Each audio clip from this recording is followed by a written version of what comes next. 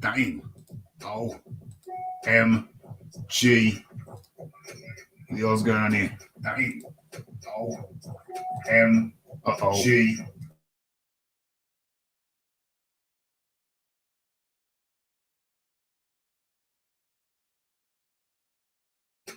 G.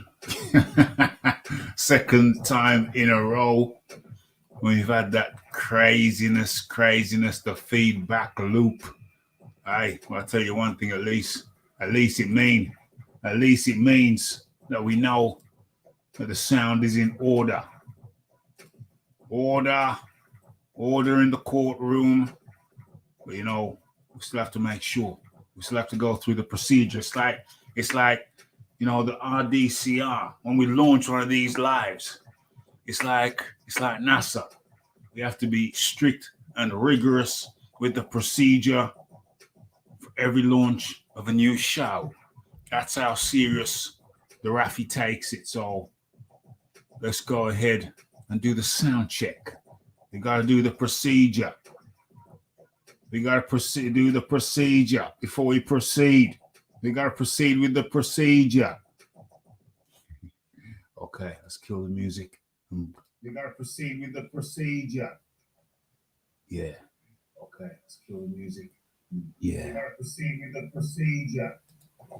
Boom. Boom. We're good. We're in good shape. Warp drive has been activated. What is this? How come? Is there a slight delay? I'm seeing myself in real time, but there's like a fraction of a second of a delay. I can see it. Why is that? Why is there a fraction of a second of a delay? What's going on?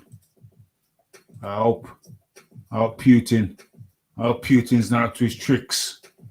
Trying to infiltrate the RDCR. What the hell's going on? Hope he hasn't put what do you call them things? One of them things on the line. Okay. Everybody's up in here. Let me drop the link straight away and then tell everybody what's on the menu for tonight. And we'll get into the register. First things first. If you're new here, hit that subscribe button.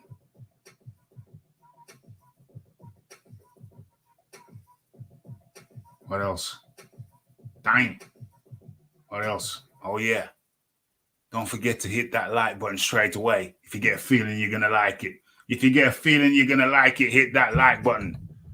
I'm on the mic. Is that close enough? On the mic?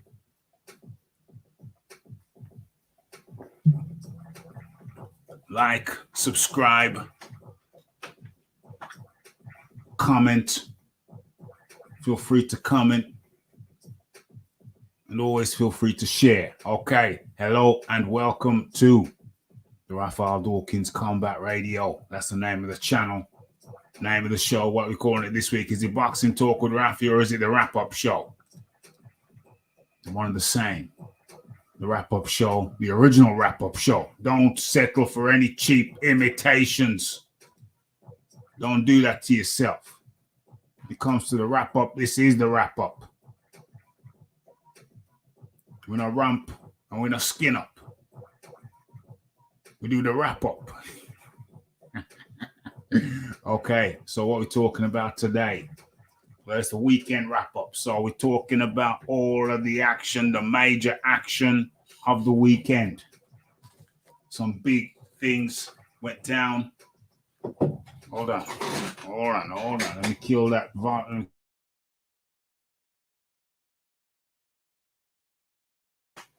Let's put this thing on charge as we proceed to give you what you need. Okay. So what we got on the menu? We got Deontay Wilder, of course. Deontay Wilder, an interesting performance, very interesting performance, and we got the footage. We got the footage of the KO. So we're gonna be analyzing the KO footage. We're talking about Wilder versus Robert, the Nordic Nightmare, Helenenius. Remember, he's got hell in the 9. Hell in the 9. So we're talking about Wilder. We're most certainly talking about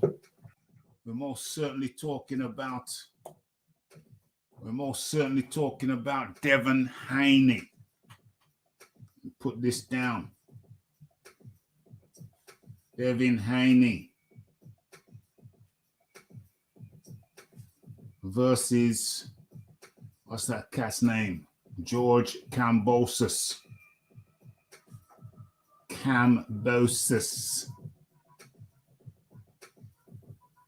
SOS. Okay. What else we looking at? What were the big ones? Hold on a second. Plant Durrell. I'll talk about that towards the bottom of the show. Let me mark that down.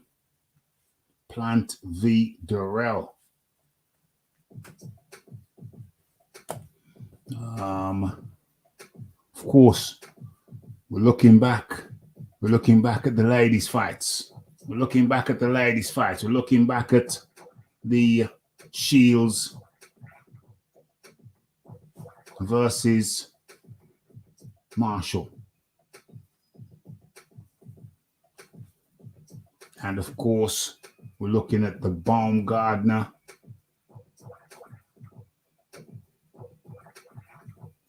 versus Mayer. Baumgardner versus Mayer. Let's have a look here. Boom. Okay, everybody's muted. That's nice. And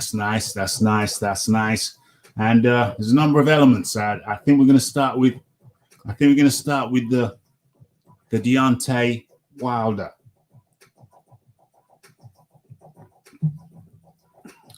For a number of reasons.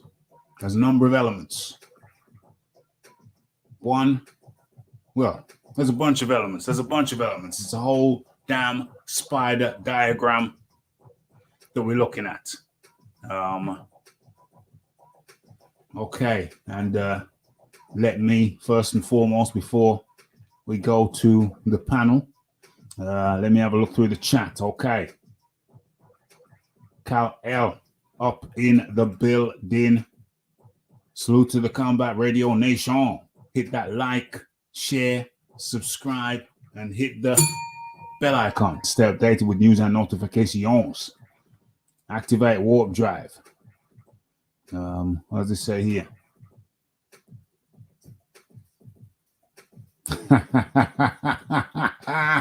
Will we see the Deontay Wilder cheerleading continue? Well, we got the Deontay Wilder cheerleading, the leader of the Deontay Wilder cheerleading contingent right here. We're going to talk to him in a second.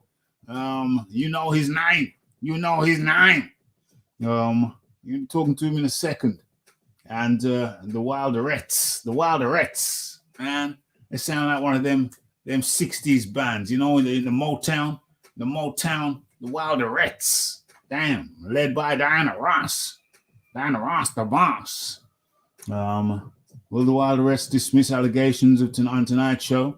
Stay tuned. Well, hey, let's be clear. I'm not making the allegations. What's the title? Wilder versus Helenenius fix allegation. Yeah, that's the allegation. I didn't make the allegation. I saw the allegation being made. As a matter of fact, rat-a-tat-tat, when I did my video. And, there's a lot of slow motion action. I knew. As soon as I did the video, I knew that at least one video would be coming out following that, saying it was a fix. And I'll show you the video. And you'll see why I knew. As soon as I was making the video. Actually, yeah, as soon as I was making the video, and I got that slow-mo footage, I thought I knew that at least one video would be made and multiple videos would be made saying the fight was a fix. Do I concur with that?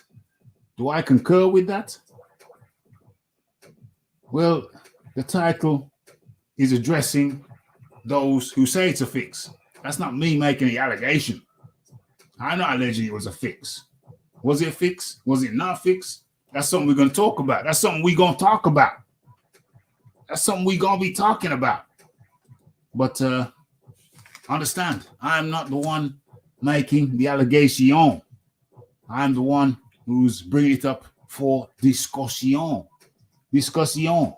Warp drive certainly activated. Leon figures up in the building and on the panel. The fight doctor up in the building and on the panel. Putin computing. Damn it. KGB. All up on the RDCR, but they cannot penetrate the perimeter. They cannot penetrate our borders. You know, the Raphael got one hell of a moat surrounding the nerve center. The nerve center of the RDCR. What are we doing? What are we doing? What are we doing? What are we doing? What are we doing? What are we saying? Okay. Okay. Hello to everybody. Everybody has mentioned. And oh, yeah. We got the Donovan Williams up in the building. How you doing, Donovan? We got the Baboon Boxing up in the building. We got everybody up in here. Everybody up in here. Everybody up in here. Okay. How are we going to start this thing? I think we should. Oh, Baboon building. Baboon is on the Baboon Boxing is on the case. What's he saying? So what's the meat behind the allegation? We knew Helenenius had a weak chin, or else Wilder would never have fought him. Okay, well, first of all, I'm going to pull up. Okay, so what's the meat behind? Okay, I'm going to pull up a video. I'm going to pull up a video. I think my video, I think spurred on the allegations. My video spurred on the allegations. But I'll pull the video up and we're going to watch the evidence. But first and foremost, let us welcome in our panel for the evening. And let's start with, let the fight doctor introduce himself. Fight doctor's in the house on Rick James status as always. Good evening, gentlemen. Good evening, fight doctor. Good evening. Evening, peace, fight doctor. Yes, indeed. Do you want to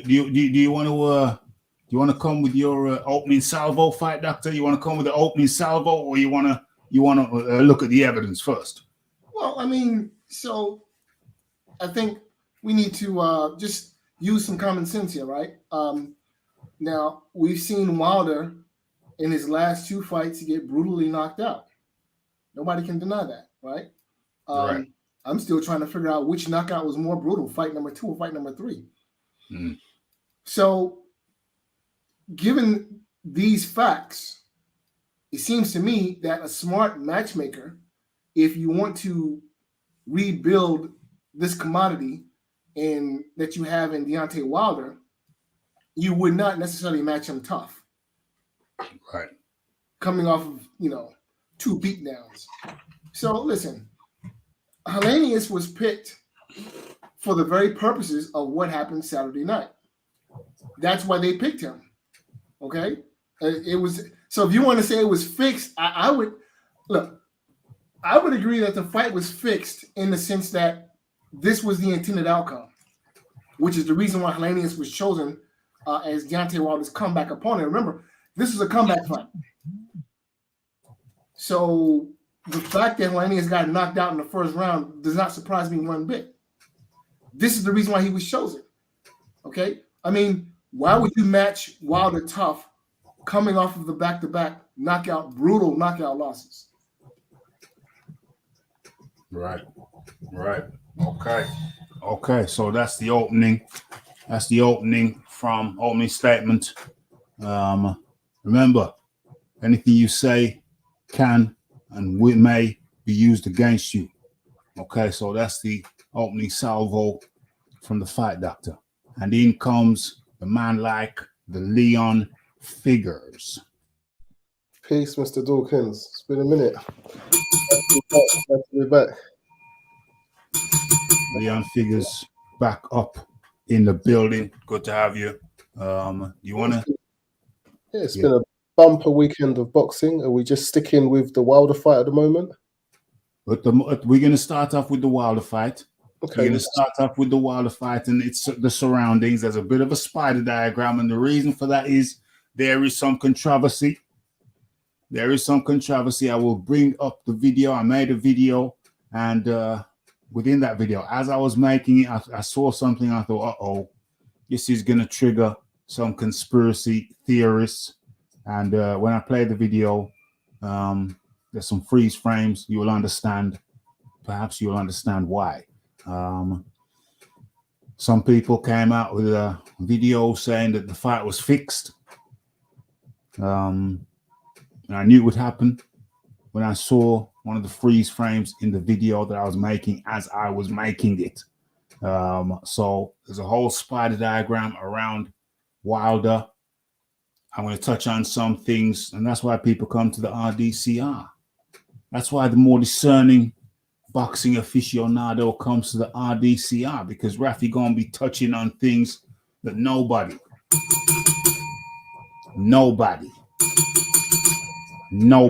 has touched on since the fight. Rafi gonna be touching on it. You know what I mean? Rafi gonna be touching on it. Like some anyway. Let's get into this. Okay, so let me pull up the thing. Let me pull up the exhibit I. And thank you. I want to say thank you to all people who viewed the video. What's it called? Deontay Wilder stops. Deontay Wilder stops Robert Helenenius via first round KO. It's got a couple thousand views. And we're gonna be looking at that. That's exhibit A. That's the evidence. That's the evidence right there. Okay. So where are we? Okay, let me share. Boom. Boom. Boom.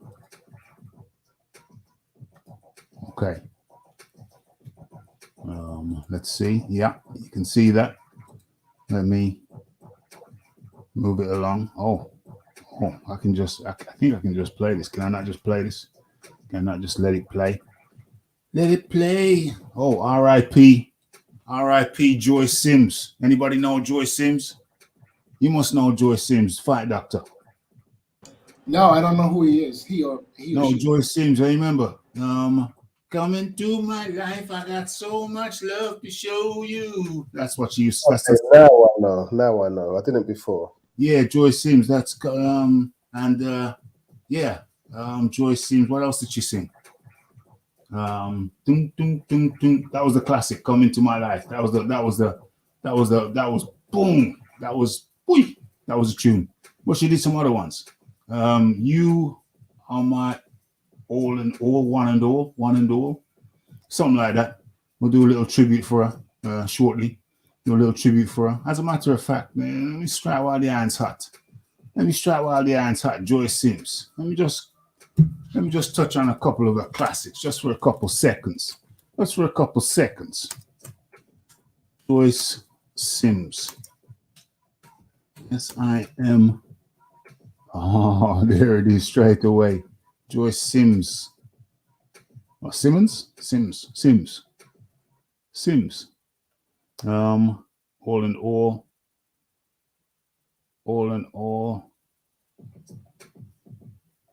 Yeah, that was a too big. That was a biggies. Coming to my life. Okay, let me give you a little blast of that. Let me cut this, and let me just give you a real quick blast of Joyce Sims. Where is she? I have to time this perfectly. Okay, where is it? Oh, okay, not ready. That's just the intro.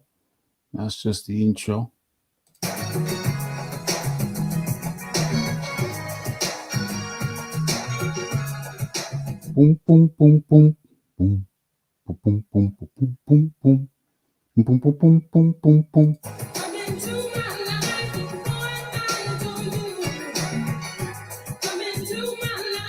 So much love to show you. Yeah, I think she made some other music that I'm aware of, that I'm familiar with. Yeah. Because I know that voice. You know that voice. I know that voice. That's a beautiful voice.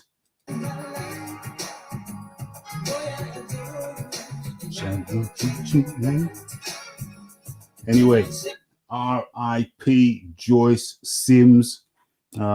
She did some classics, absolute classics. I'm not going to touch on the other one. What's another one? Going to my life, all in all. Yeah, all in all. Damn, she looks kind of like Oprah there. Let me just touch on all in all. Yo, man, all in all. Let me just touch on that. You have to, she passed away. Was it today? Yesterday? I think it was yesterday. She did some classics. Raph is a music lover. We gotta touch on this. Yeah, man. Big tune. Hold on. Let's give her a due. Let's give her flowers. What is this? Yeah, that's kind of electro-y. Boom, boom, boom, boom, boom.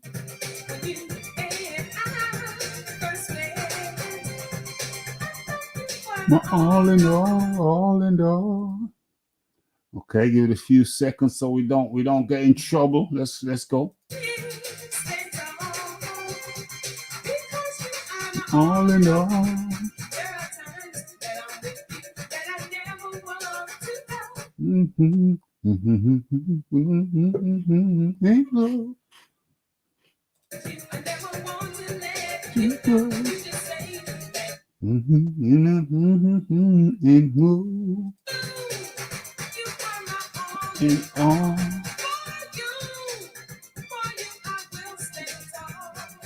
Joyce Sims made some beautiful music back in the day.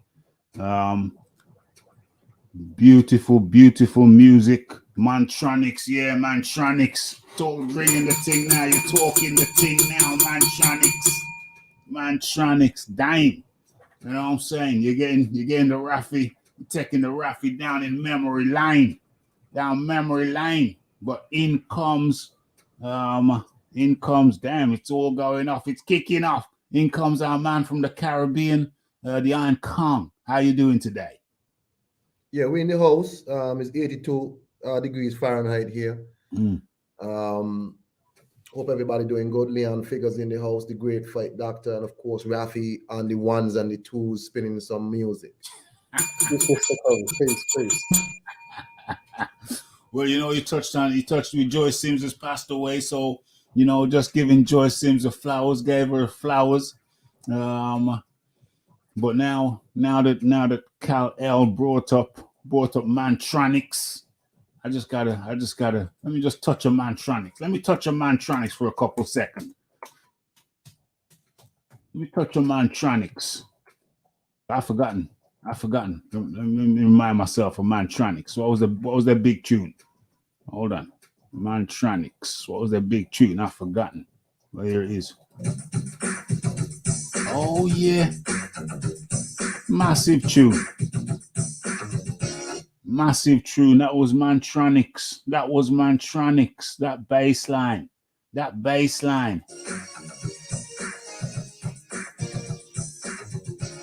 Damn, that was awesome. Okay, let me come out to that before they try and get the RDCR in trouble with copyright issues. Mantronics was a pioneer. Damn straight. Okay, so let me cut all the music all together so I can focus on this. Okay, so the allegation is that this is the video I made. Thank you to everybody who supported it. Got around a couple thousand views, which is nice. And as I was making it, I knew it was going to cause some controversy. And I think you can still see it. Let me cut to the chase and play it. Okay, let me just play the volume too. Roberts, Helenenius. You see Roberts is all over the place. He's pretty much standing square. You can see by his body. His hands nowhere near that ticklish chin of his. Nowhere near it. And no protection for the head whatsoever, coming in square. I don't know what school of boxing he graduated from. OMG. Okay, we see the problem here. As soon as it came to this frame, I knew it was going to cause controversy. You see Wilder, it looks like he's got his wrist bent at some weirdo angle. And you can tell already he's going to hit him awkwardly. It's going to be an awkward punch, and I knew that would cause controversy. So let me just let the thing play. Let me just let the thing play. Peeved. Coming in square, head up, straight, chin highly available. The biomechanics of Deontay Wilder's shot leaves a hell of a lot to be desired. You would ideally want the glove to be pretty much in line with the shoulder, and you'd want to pivot on your back foot and let the technique drive the shot, not to the chin, but almost across the chin. You want to be coming in an arc. Sure, Deontay Wilder does achieve the arc, but it's by unconventional means. This is certainly not the most economical biomechanical position, but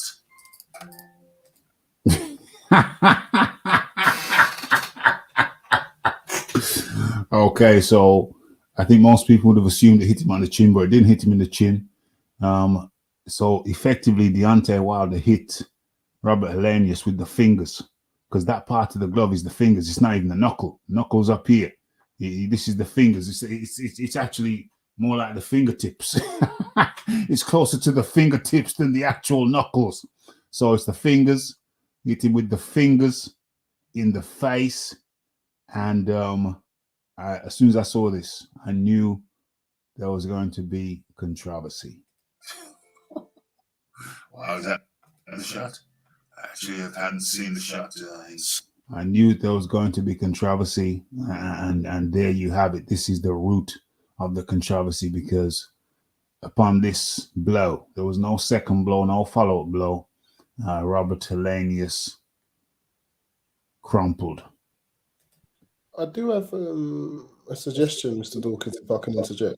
Yes, you most certainly may. There have been reports that Wilder has had surgeries and metal inserts placed in his hand. Yes. That could be the cause of why that short punch with the fingers, because if his fingers connected to the nose, the knuckles would have connected in between the eyes or towards the forehead. So with a metal rod, if the metal rod has been in his hand, I can see how that could cause a knockout and cause Helenenius to drop the way he has. Well, you see, I'm taking it back. Hold on, where is it? So it's a glancing. It's.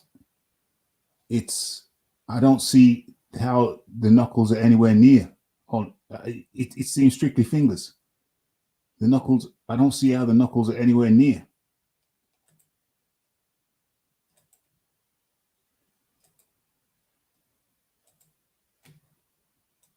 So it's this part of the glove. It's the fingers, strictly fingers. Strictly fingers. The Fight Doctor. You guys remember the fourth fight between Pacquiao and Juan Manuel Marquez? Right. Yeah. He starched him. Marquez starched him, yeah? Yeah, so the punch that Marquez landed on Pacquiao wasn't particularly hard. The reason why it did as much damage as that it did is because Pacquiao walked right into it. Right. And here we're seeing similar. You have, for whatever reason, you have Helenenius coming forward with his hands down. Now, if you look at the motion of Deontay Wilder, you see how he's sort of bouncing off of the ropes? Yep. So Wilder's actually coming forward when the punch lands. And so is Helenenius. So, yeah, he didn't have full extension on the punch, but there was nowhere near full extension. There was hardly any extension whatsoever. I agree. Right. And, it doesn't look like it should have done as much damage as it apparently did. But, given all the circumstances, you have Helenenius coming forward, hands down, and you have Wilder sort of using the ropes as a springboard almost. Well, it's a very tiny spring, though. Yeah. Look at that. But again, you still have Helenenius moving forward. Talking about 6 inches, maybe 6 inches maximum. Yeah, but you still have Helenenius moving forward. Yep. Slightly. And Wilder's punch catches him right like in the center of the nose. Yeah. Like the sweet spot. Well, so is that the sweet spot? Well, if somebody hits you flush on your nose, like square on your nose. Yeah, you don't want to be hitting the nose, no. Yeah. Mm. And that seems to be where the punch lands. Now, there's another angle from the opposite side that shows how the punch sort of bounces off of his, like off the bridge of his nose. Raphael was trying to get that, but Putin interfered.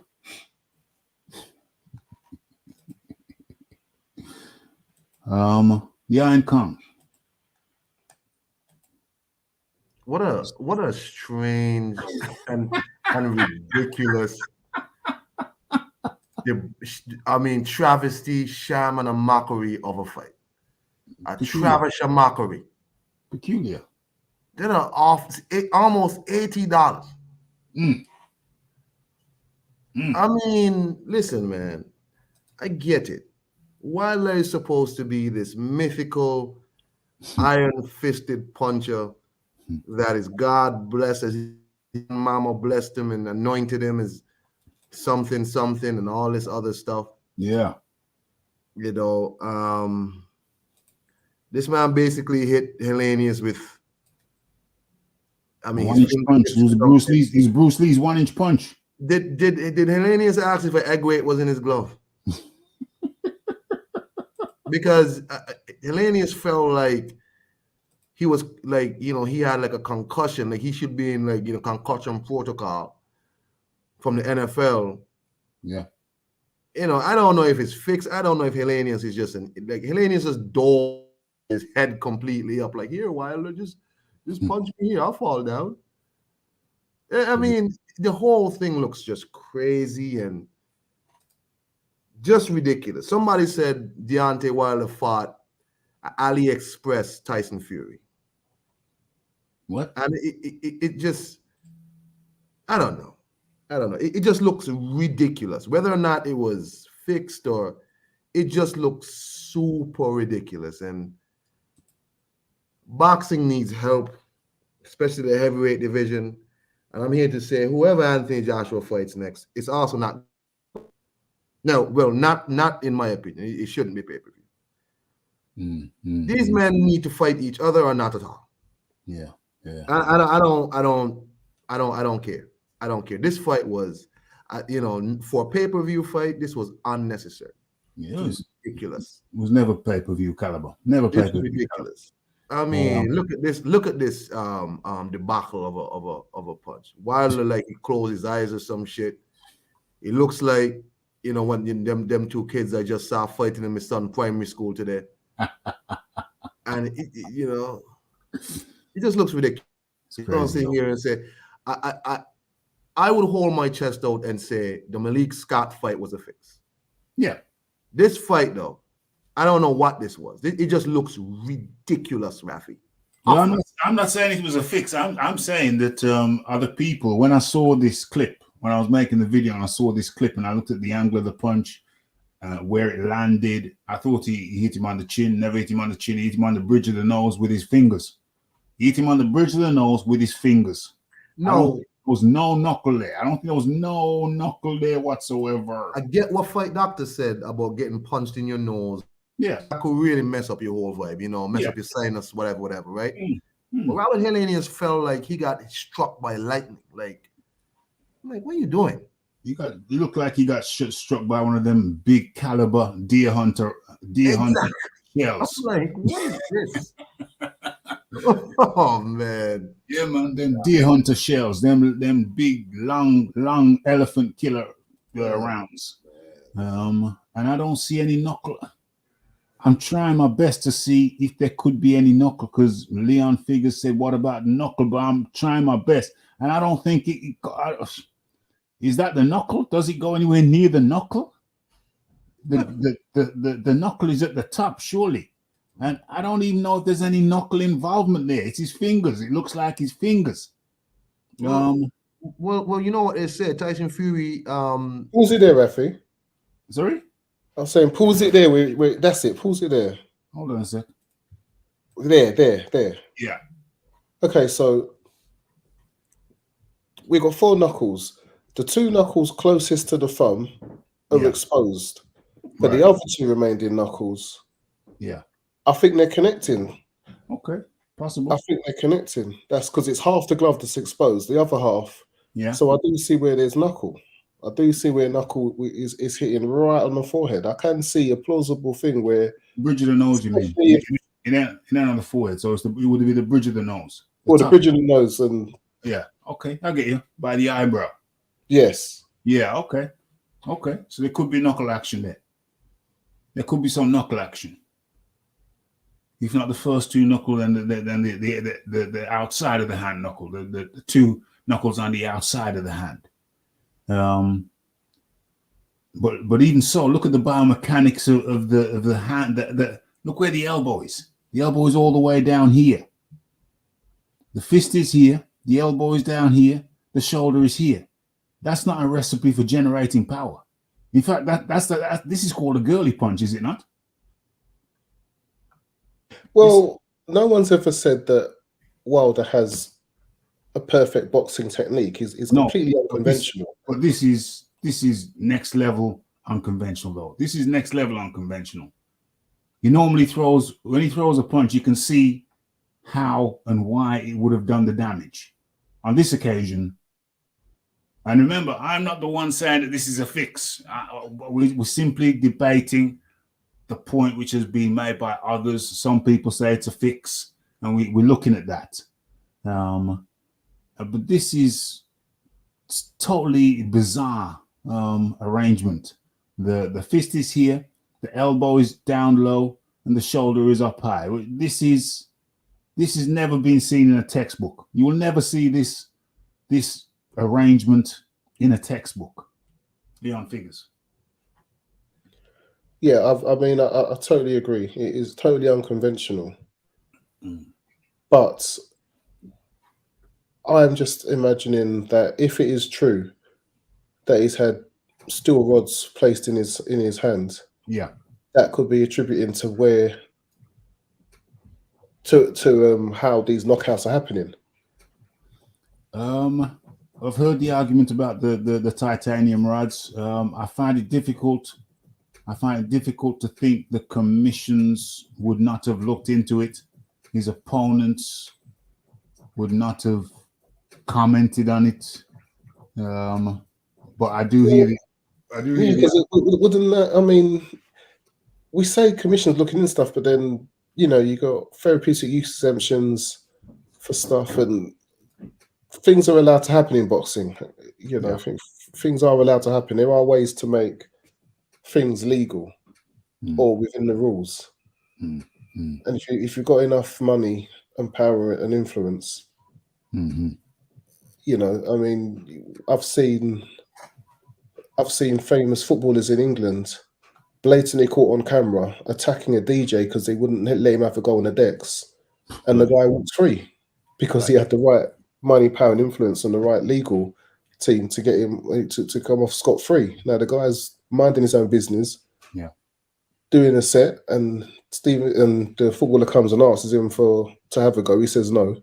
Steven Gerrard, was you going to say? Yes, Friends, yeah. I wasn't going to say, yeah, his friends attacks him. Stephen Gerrard jumps in with a few punches. Yeah. He walks off scot-free. To me, it looked open and shut. So I was just like, if you've got enough power and influence, there's always a way around things. For real. For real. For real. Indeed. For real. Indeed. Robert, horrendous, retired, ran out of the ring and retired. Ran out of the ring and retired. I gave these allegations no credence, but that video does look bad. It does indeed. Bum power. And then Rafi, why would he need to fix the fight? Well, yeah, I'm not saying it's a fix. Yeah, because I just, I get it. It looks terrible, especially with the whole Malik Scott winking before he dropped. I get it.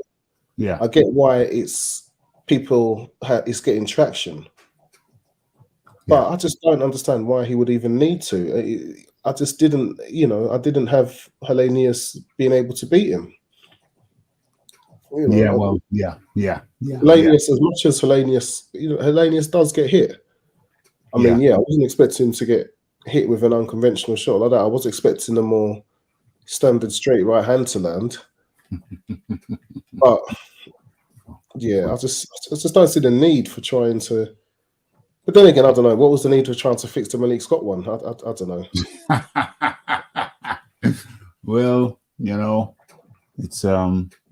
it's a mystery. I'm not inclined to think that they would need to fix the fight. I think Deontay Wilder would have beat Helenenius on his own steam anyway.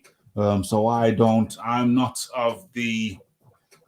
not in the camp that says it was a fix. Right? I'm in the camp of saying that's one of the weirdest knockout punches I've ever seen in my whole entire life. Weirdest. Got to be up there with one of the weirdest ever. And then I can't help. We got to go into this because it's a bit of a spider diagram. We're going to touch on some things that I ain't seen nobody else touch on just yet regarding all of this. TKO up in 2022, up in the building. We have to touch on a couple of things I ain't seen nobody else touch on, but okay, so let's drop that down. Well, actually, hold on. Let's just see let's see this thing to the conclusion. Let's just see him drop. Okay, where is it? Yeah, go ahead. Drop, man, drop. You gonna drop? Okay. Well, let me just see that again.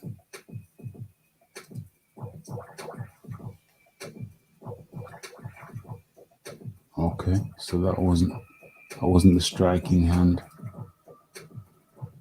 Okay, and Robert Helenenius is there, looking like he's looking into Valhalla, eyes wide open, eyes wide shut, looking straight into Valhalla. Okay, so that's what happened with that. Let me stop sharing that and let me go to Exhibit B. Let me go to Exhibit B now. Let me just pull it. If somebody wants to, Fight Doctor, your thoughts and observations at this moment. Yeah, well, I don't. No one should, in my mind, no one should be surprised at the outcome because this is the reason why Helenenius was selected. Yeah. Okay, to get knocked out. It's not like Wilder isn't a big puncher. I think that's been proven. Yeah. So, in my mind, a lot of questions were not answered because Helenenius unfortunately did not ask any questions of Deontay Wilder that we would have liked asked. Where's his chin? Where's his punch resistance? Those questions weren't asked. So really, as far as Deontay Wilder is concerned, he's still, except for the punching power, which apparently is still there, except for the punching power, in my mind, Deontay Wilder is still an unknown quantity. Mm-hmm. Mm-hmm. Yes. Okay. So another element that I want to touch on is the emotional element. There was an emotional aspect to Deontay Wilder that we've never seen him this emotional before. We've never seen him this emotional before. Let me start sharing. Because I want to touch on this aspect. I ain't seen nobody touch on this aspect. I'm going to give you, I'm going to give you some of my thoughts and observations, and perhaps you can give me share your thoughts. But right about now, hold on. Let me caption this. Where is it? I'm going to call this emotion.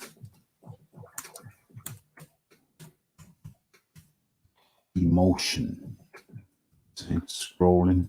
This is right up there. Show emotion. Okay. Right. So we saw a very emotional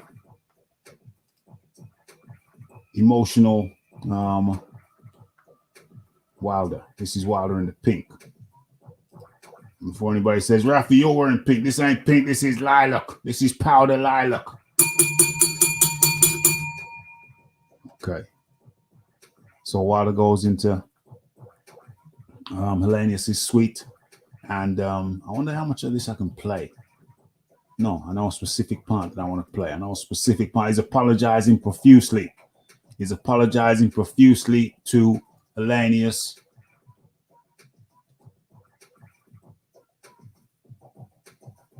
There's a specific part that I want to play. Okay. Let me cut this.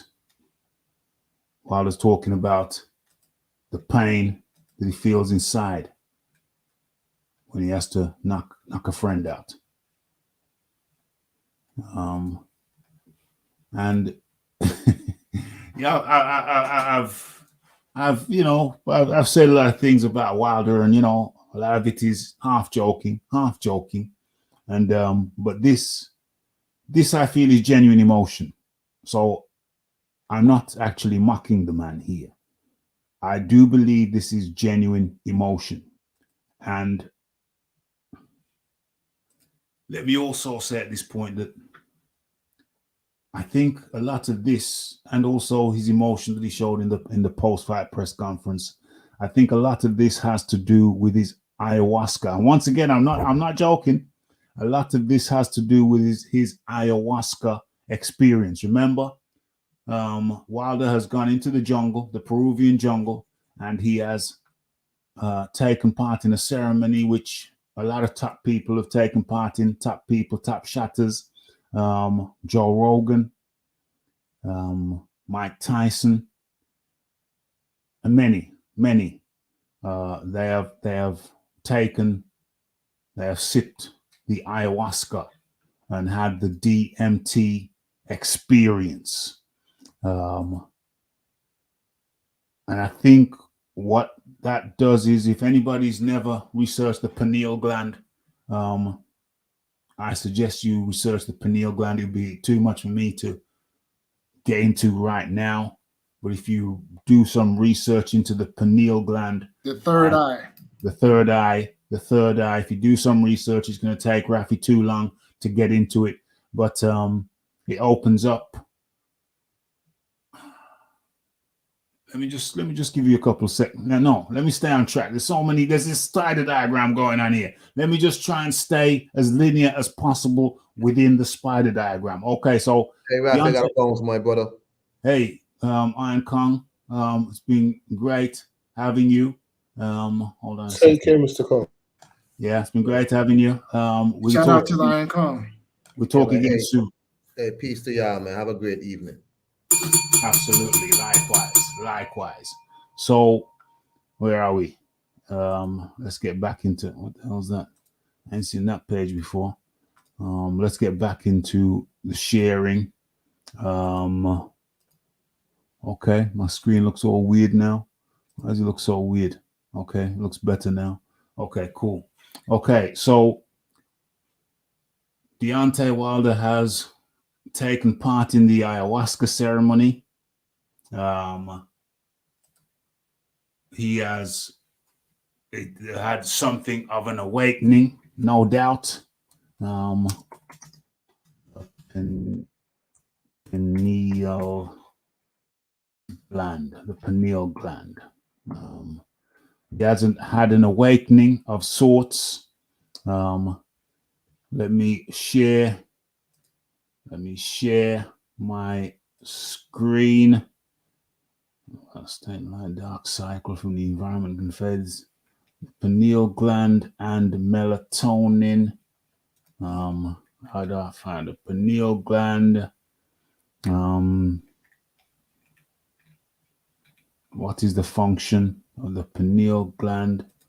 Okay, well, what the hell is this? Manage settings. How do I just reject everything?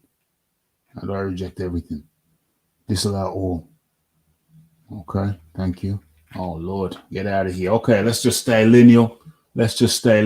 Because this could take us all over the place. So he has had an awakening, a mental awakening, and I think that this has Bruce Goes up in the building. Bruce Gas up in the building. I think this awakening has shown us a far more emotional Deontay Wilder. Let's look at an example of his emotion. Let's have a look at an example of this emotion. Come to the camps. Yeah. Well, let's get this as loud as possible. And I never want to hurt none of my brothers. Even when I fought him, Can you see this? I never want to hurt none of my brothers. Even when I fought him, hurted me. It hurt me. You know what I'm saying? It hurted me. It hurt me. It hurt me. It hurt. It's all good, bro. So if you look at him now, I by the way, I'm not mocking the man because I believe this is 100% genuine. I believe this is 100% genuine. I believe that through his experience with the ayahuasca, he's allowed that part of himself to come to the forefront to the point where he's prepared to be filmed, being as emotional as he is. It's all good. It hurted me, bro. It's all good. It hurted me, bro. It hurted me, bro. So you see Deontay Wilder basically breaking down in tears there. And I reiterate, I'm not mocking the dude. Because I do believe he has reached a deeper level through his experience. I mean, I would do that. I would do the experience. But I mean, it's an expensive thing. You gotta go to Peru and you gotta do all that shit. Plus, I think Rafi's already studied the shiznix. Rafi is already at a deeper level. And I think that Deontay, from much of what I've heard him speak of, he was already at a deeper level. But the ayahuasca is taking him deeper still.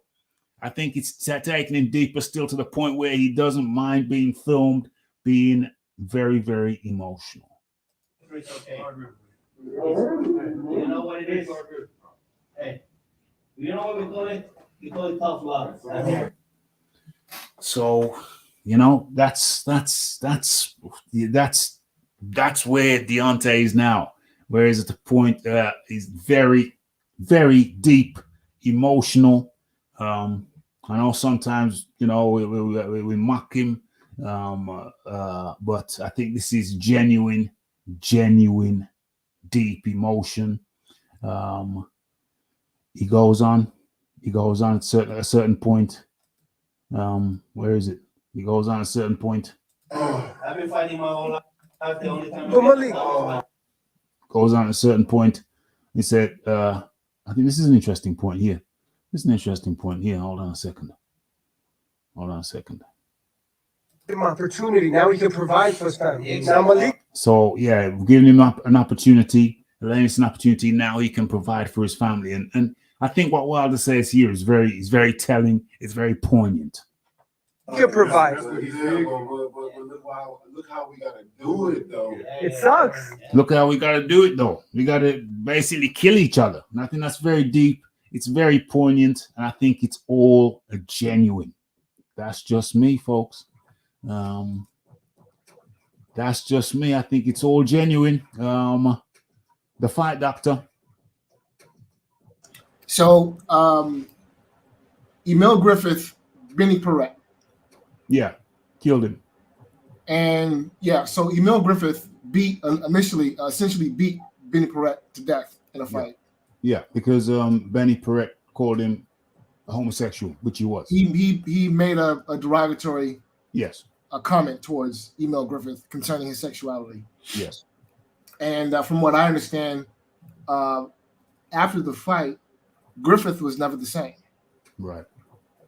You know, and I think there's one other instance where a guy knocked the guy out, killed him, and wasn't the same. I can't remember who.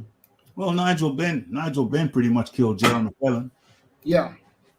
Chris Eubank Sr. pretty much rendered Michael Watson, life-changing injuries. So Yeah. So I mean, this is the hurt business. yeah, And you get paid to knock the guy out. And I mean, we've seen guys suffer debilitating injuries in the ring, life-ending or life-altering injuries in the ring. So at the end of the day, Deontay Wilder is, at minimum, a human being. And, I would imagine that, I don't know how long Helenenius has been his sparring partner. several years. Right. So, I mean, if a guy is your sparring partner, you're with the guy every day.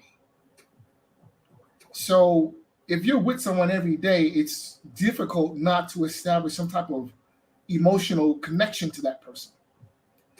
Yeah. And so then after you've been with this person every day for years, and now they ask you to knock his block off and you go and do so, and in the process do it in a very apparently brutal fashion. Well, I just knocked out my best friend, and I did it brutally.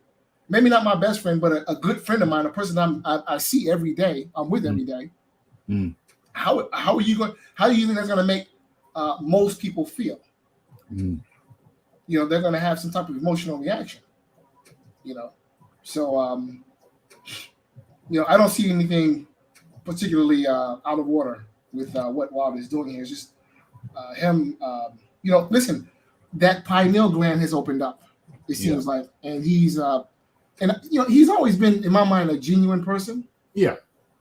And if you listen to his post-fight comments, I think what he said post-fight really opens a door into where his mind is now.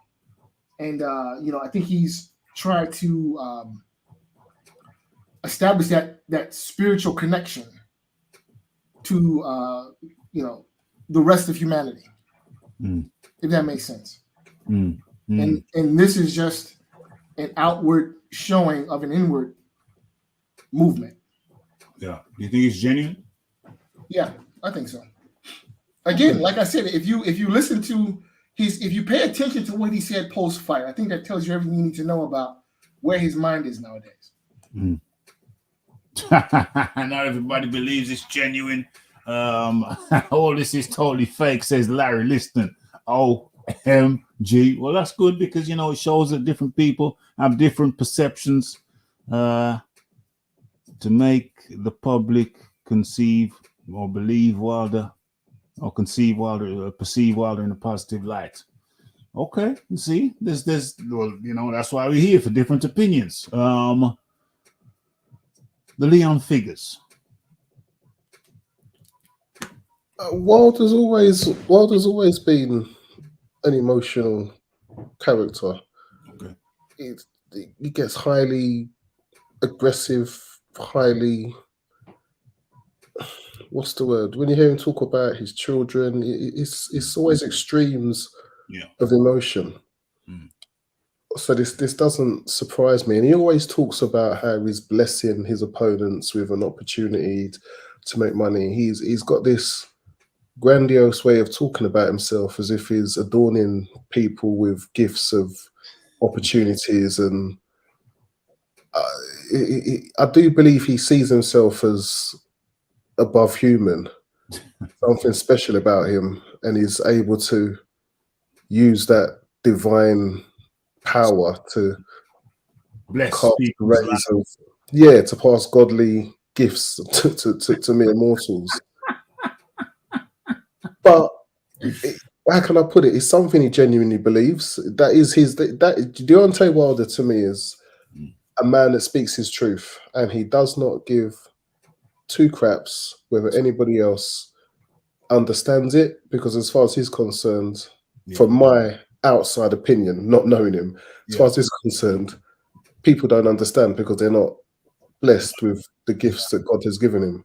Oh, so then they can't. Then they're not blessed with the gifts of comprehension and understanding. Basically, we're never going to understand. Not that God level. hasn't blessed us with his kind of power. God hasn't made us heavyweight champion of the world. God hasn't Invested with that level of insight. Yes.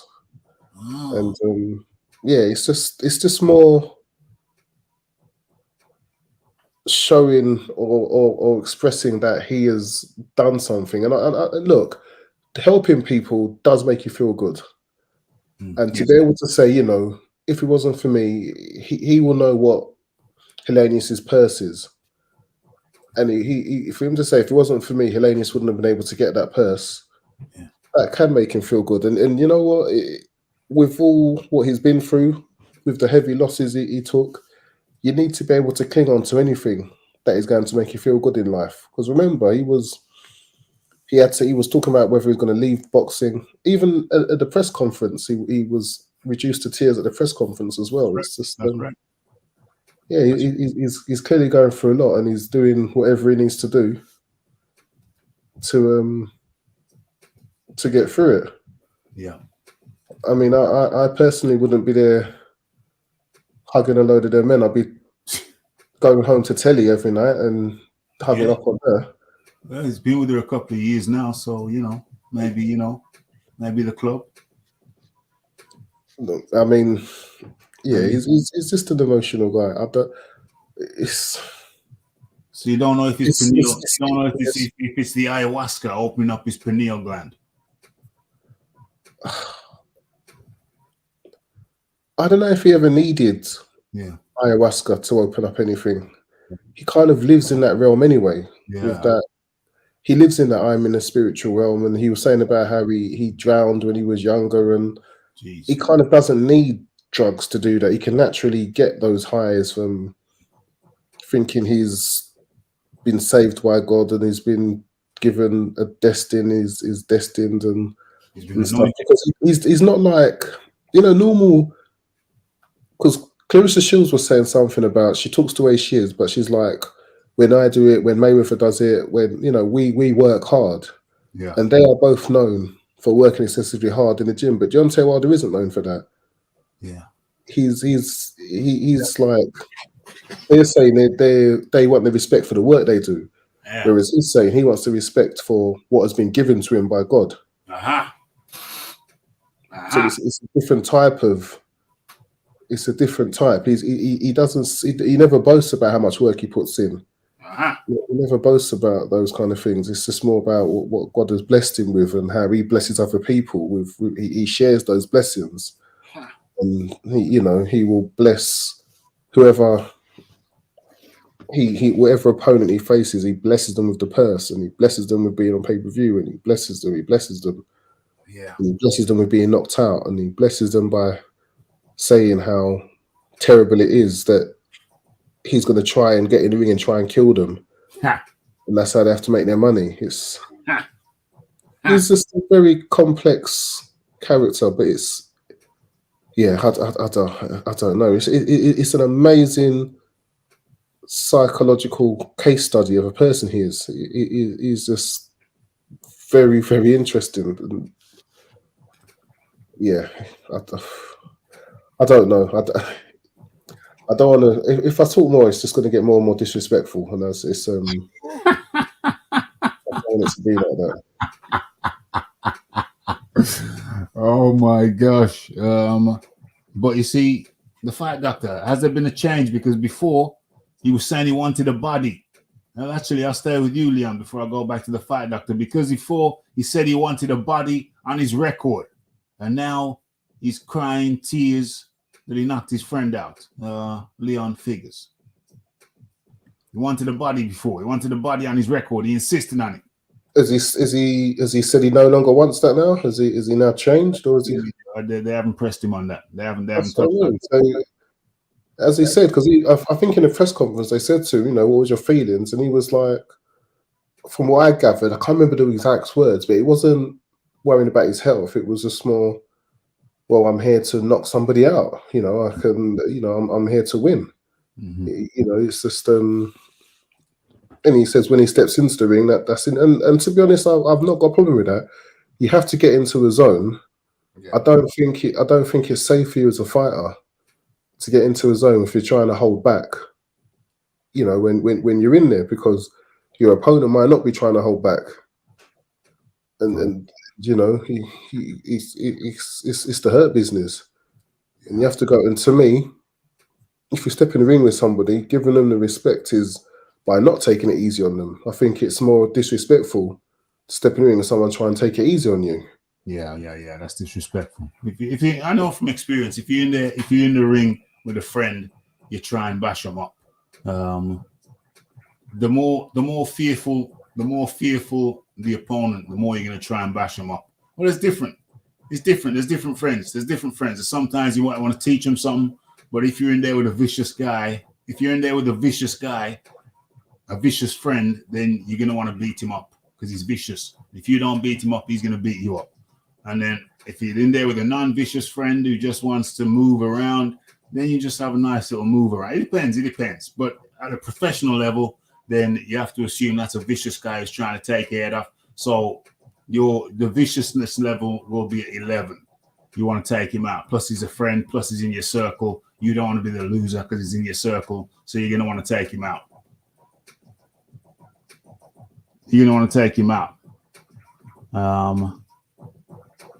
What's this here? Maybe he didn't like the backlash he got from that comment. Maybe his third eye's open. Deontay craves attention, saying, "I want to catch a body."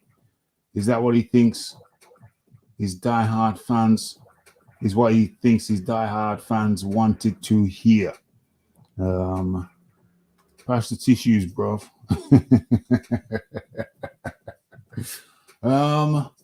Fight Doctor, he wants to catch a body. I don't know if he wants to catch a body anymore. Yeah, well, that was a stupid thing to say. You can break in a man's house, steal his TV, but the TV can be replaced. You can steal a man's car can be replaced. But if you kill a man, not only have you taken something from the man that can never be replaced, more importantly, you've taken something from his family. That can never be replaced. And his family are the people who really suffer. Because once you're dead, you're dead. That's it. There's no suffering. But it's the family who suffers. So that was a really, really stupid thing to say. And I would hope that at this point in time that Deontay Wilder would have realized the folly in making that type of a statement. At the end of the day, it's a sport, and we would hope that a guy would walk out of the ring as close to the same condition he was when he walked in. So, and then someone in the chat made a very good point that they would like to see Deontay Wilder apologize to Mark Breland, and I agree. I think that Mark Breland is owed an apology. That that accusation was very ugly, Yeah. and the apology should be as public as the accusation was. Yes. Yes. 100%. Yeah.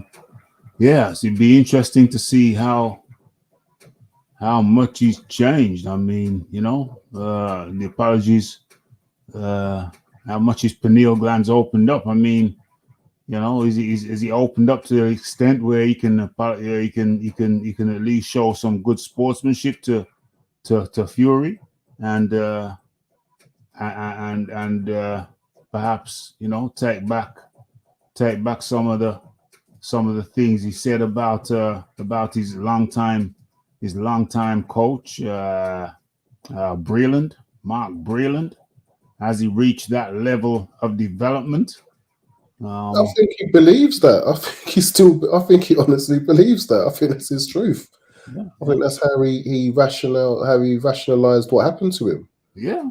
I genuinely think if he sat a lie detector test, it would come up that he's telling the truth. Yeah, I think he believes this. I think he probably does believe that crap. And anybody who thinks it's crap will probably, look at him as you are unevolved, man. You haven't been what I've been. You haven't seen what I've seen. Damn. You haven't seen what I've seen. I done been to the mountaintop. I've seen some things that you would never believe in your life. You know what I mean? So yeah, he probably do believe that. He probably do believe that. And very, very, very, very emotional. But like I say, I mean, I'm with the guy who said it and the fight doctor. I would love to see him, come back and and show some development. But that's on the one hand. On the other hand, I'm with you. I do believe that he genuinely believes what he says. He genuinely believes that Tyson Fury had an egg weight in his glove. I believe he believes that. If you tell yourself a lie often enough, I mean, what point is it a lie? Does it transcend? Truth? There's lies and there's believing something that's not true. So to the person that believes something that's not true, that's not lying. Right. That's just the belief of something that is incorrect. It's if you wake up and you're convinced it's Tuesday, in your world it's Tuesday. It doesn't matter that it's Friday. So it's not necessarily a lie. It's just what you believe. Inaccurate belief. Yeah, an inaccurate belief. Yeah. Well, it's inaccurate to you. To you, it's inaccurate. To him, it's his truth. Well, yeah, that's what I mean. Yeah, Yeah. If I woke up and I decided that today, if I honestly believed today was Friday, yeah, I would sit here living my life as if it's Friday, and the rest of the world would carry on merrily. Yeah, merrily in blissful ignorance as far as you're concerned, because it's Friday. Exactly. It's Friday, and nobody can tell you otherwise. The man is fascinating. Absolutely fascinating. I agree. Well, listen. When you raised up down south, they don't think you can ever amount to nothing. But I was anointed by a higher power, and I knew the destiny was within my hands. So it didn't matter what anybody want to tell me about you can't do it. Oh, look at your legs. They're like twigs. You could snap any minute. I didn't believe that because I knew I was guided and anointed by a higher power. Something you could never understand or comprehend.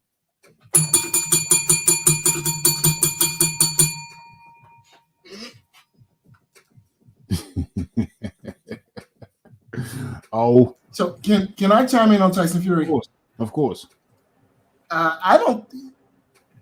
Here's the problem with Tyson Fury, right? And the accusations that Wilder made against Fury. Now, I would agree the egg weight accusation was ridiculous. Yeah. However, Fury is a known cheat. Yes, that is also true. And while I've never seen any conclusive evidence, I think there is some circumstantial evidence to suggest that everything was not on the up and up during the Fury Wilder fights. Everything was not on the up and up. That's a broad statement, my friend. Well, again, like I said, in my mind, there's no concrete evidence that Fury cheated. However, what is irrefutable is that Fury is a cheat. We know that he's used PEDs. Yes. And we know that he's loaded his gloves or manipulated his gloves in the past. Yeah. This has been proven. So we know that these are things that Tyson Fury is not above doing. And again, and I forget if it was fight 2 or 3. I think it was fight 2.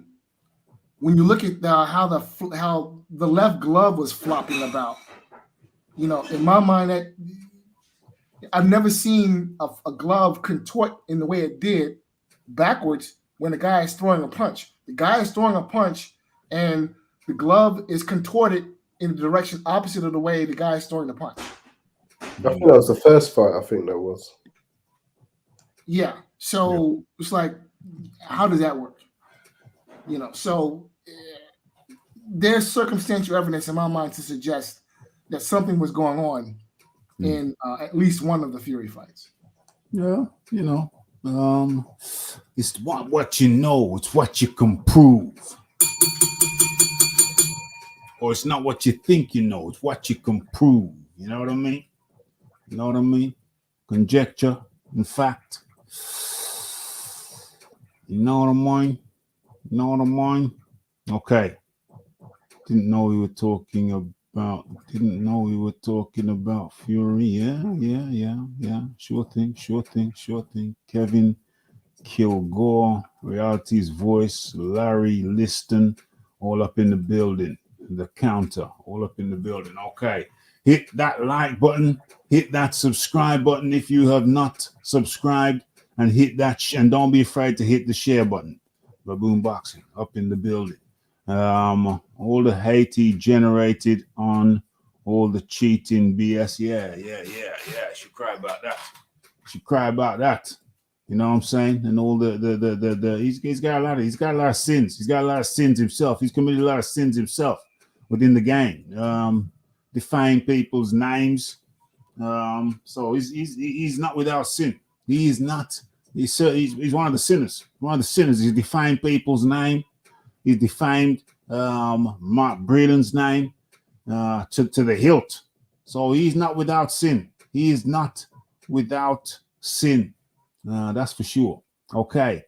I think I've covered everything I want to say on Deontay Wilder. Oh, damn. Okay. Hold on. Let me. I always forget to do these things. I often forget to do these things, but I don't want to forget today. So let's do it right about now. We're going to be looking at other stuff. We're going to be touching on other stuff. But first and foremost, let me go to the poll I did earlier on. Or was it yesterday? It was yesterday. I don't even know if you can see the poll clearly. Can you see it clearly? Okay, I think this is clear enough. Is it not? I think so. Okay. So let's share the screen. Boom.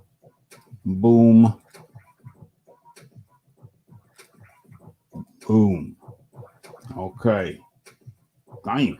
I don't seem very clear. Seems small. I don't make that bigger.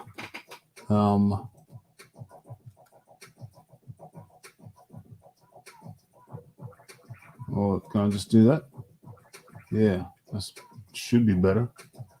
Should be better. That's a little bit better. A little bit better. Okay. So, what we're saying here, what we're looking at here. Okay. So, what did you think of Wilder's performance, and who do you want to see him up against next? So, what's happening here? Option 1. Well, let's start with the reverse. Option 3, Alexander Usyk, 19%. Option 2, Anthony Oluwafemi Olansi Joshua, 33%. Option 1, Andreas the Ponce Ruiz, 48%. The fight doctor, talk to me about that. I honestly don't care to see him fight Ruiz. I mean, what's the point? I think option 3 should be option 1. Right. Okay, that's the most meaningful fight that gets you right back to the top. And if not option 3, option 2, because that makes you the most money. And you're gonna knock the guy out. In fact, you're knocking out all 3. But Dang. You're almost choking on your mushroom there, fight doctor. You think he lands clean on Usyk? only Top Shot. Only Top Shot. You think he lands clean on Usyk, says Leon Figures. Yeah, he does. I mean, he's got 12 rounds. So listen, if Deontay Wilder is anything, he's unorthodox. Yeah. So the punches are going to be coming from different angles. Yeah. And the one thing about Deontay Wilder is that he's not shy about throwing the right hand. And he will keep throwing the right hand. And at some point he will land and Usyk will not get up, period.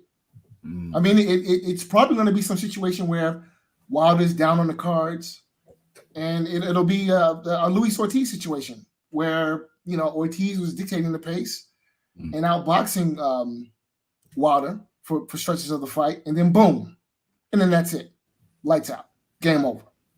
So, I mean, do I think that Usyk could pull off the decision? Yeah, sure. But he would have to fight the absolute perfect fight. And in his rematch with Joshua, I did not see him fight the perfect fight. I thought Joshua had some success landing right hands.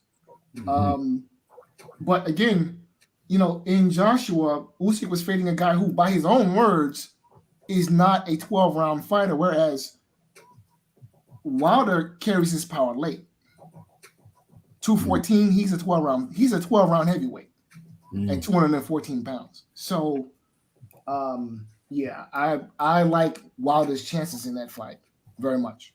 Which fight? Actually all 3, but I like Wilder's chances against Usyk. And I think he stops Joshua, no question. I think Joshua might hand him his ass. So we don't know, but Joshua might hand him his ass. I think Joshua's technical ability is underrated. I think Wilder there, even when he landed that shot there, that right hand, he got clipped with Helenenius' right hand. So if Helenenius was more defensively responsible, he could have just landed a right hand on Wilder's chin. He did land a right hand on Wilder's chin, but Wilder landed first. So I think the Wilder's jaw isn't as all it's cracked up to be, and I think that Anthony Joshua would shock the world. So that's another possibility. I'm not saying I'm right. I'm not saying I'm wrong. I say we don't know what's going to happen until it happens. I'm going to go into my Deontay Wilder accent now. We don't know what's going to happen until it happens. Where does the finance come for the Usyk fight, doctor? Well, because they're not finding the money for Spence and Crawford. Well, it wouldn't be a PBC. It couldn't be a PBC thing. PBC ain't paying. PBC ain't paying nothing. PBC ain't paying nothing. That's gonna have to come from Krasuk. That's gonna have to come from Usyk's side. And Usyk, they're not really money men. They've been blessed. Usyk's been blessed with some money now, but they're not money men. They've been blessed with Joshua money now. Joshua's blessed them. It's funny how Joshua's blessed more people and more abundantly than Wilder but he doesn't talk about it. But Wilder talks about it. That's interesting. But anyway, let's not get diverted. Let's not get sidetracked. You talk your talk, Leon. You got the options there: option 1, option 2, option 3. And I remind you of the question. Yes. Who do you want to see Wilder up against next? Well, I voted for option 1. Okay. Simply because I'm fed up of being disappointed by boxing. And I think that is the most likely to happen, whether it be an in-house PBC fight and it's going to be mandated as a final eliminator for his shot at the WBC belt again. So that if the undisputed fight does happen and the belts get dropped, he'll be in prime position to fight for the belt again.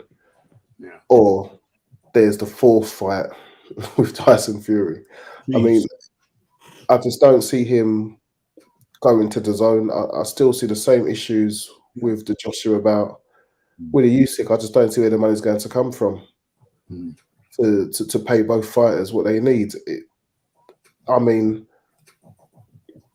would that do big numbers if they're saying that no one knows Anthony Joshua in America? Who knows Usyk in America? For them to generate, you get the same problems with the Joshua fight, but less money. Yeah, it's on the table, and both fighters are wanting paying. Yeah, it's unrealistic. I think the Usyk option is unrealistic. Wilder's talking about Usyk's talking about Wilder. Wilder's talking about Usyk, but I mean, I don't think it's a Saudi fight. I mean, the only way it can happen is if both Usyk and Wilder say, we'll just take a share of whatever the pay-per-view brings and want no guarantee. Yeah. So no one's in any risk. I don't mean, PBC have to put out the operational costs and PBC ain't putting up no money, man. It can't be a PBC production. It cannot, because they ain't. PBC are broke. PBC are broke. They can't come up with. They can't come up with. Their PBC are looking down the back of the sofas. We've all been there. We've all been there. We're looking down the back of the sofas. Well, I think what's happening with the Spence and Crawford fight is they spent so much time saying how Spence is the A side, Spence is this big. Now it's come down to it. It's time to prove it. It's coming down to brass tacks, and it's showing that the talk you were talking about, Spence, isn't backed up. Otherwise, you'd have been able to put the fight on. Yeah. You know, so that's different to. That's different where with the Wilder and Usyk fight, I think they could find the operational costs and be happy that they would get that back to at least break even. I don't think they'll be running a loss. They got the operational costs, because if they got the fighters to just agree to a share of the pay-per-view after their costs have been covered, then you're gonna have the same issue with what Crawford was saying. Okay, if you want to do that, I want to see the books. Usyk's team are going to want to see the books, see how all these costs are. You know, what are you spending the money on? What are these costs going for? And PBC are being secretive about it. So that apparently is what's causing issues. And the same questions are going to happen with Usyk. His team are going to want to know, okay, if it's a share after your cost, we obviously need to see what you're spending the money on. Of course. To make sure we get what our fighters do. Of course. So it's difficult. Unless someone's ready to put up a site fee somewhere, but to be honest, unless it's undisputed, it's only Joshua that gets that kind of those kind of things at the moment. Yeah. So that's why I said, you know what, forget those other two options. Just press for Andy Ruiz. That is a fight I'd like to see. You know, I see Wilder winning, but I still like to see it because it's heavyweight boxing. What happens when Ruiz if he does slip under, getting close and start throwing those heavy bombs? Yeah, well, we have TKO makes a good point. We have a lot of Cossack wearing Brits who fund the Usyk fight. Yeah, but Wilder fighting in the UK, I think he make a lot of noise. But when it comes down to it, he'll say, "Yeah, man, I mean, you got this fight belongs in Vegas. This fight belongs in Vegas." But I think I don't know if Vegas, I don't know if America, PPV. I think the fight might I think that fight might make more money over here in the UK. I mean, we might turn out to see Wilder. We might turn out to see Wilder. I think Usyk versus Wilder makes more money in the UK than the USA.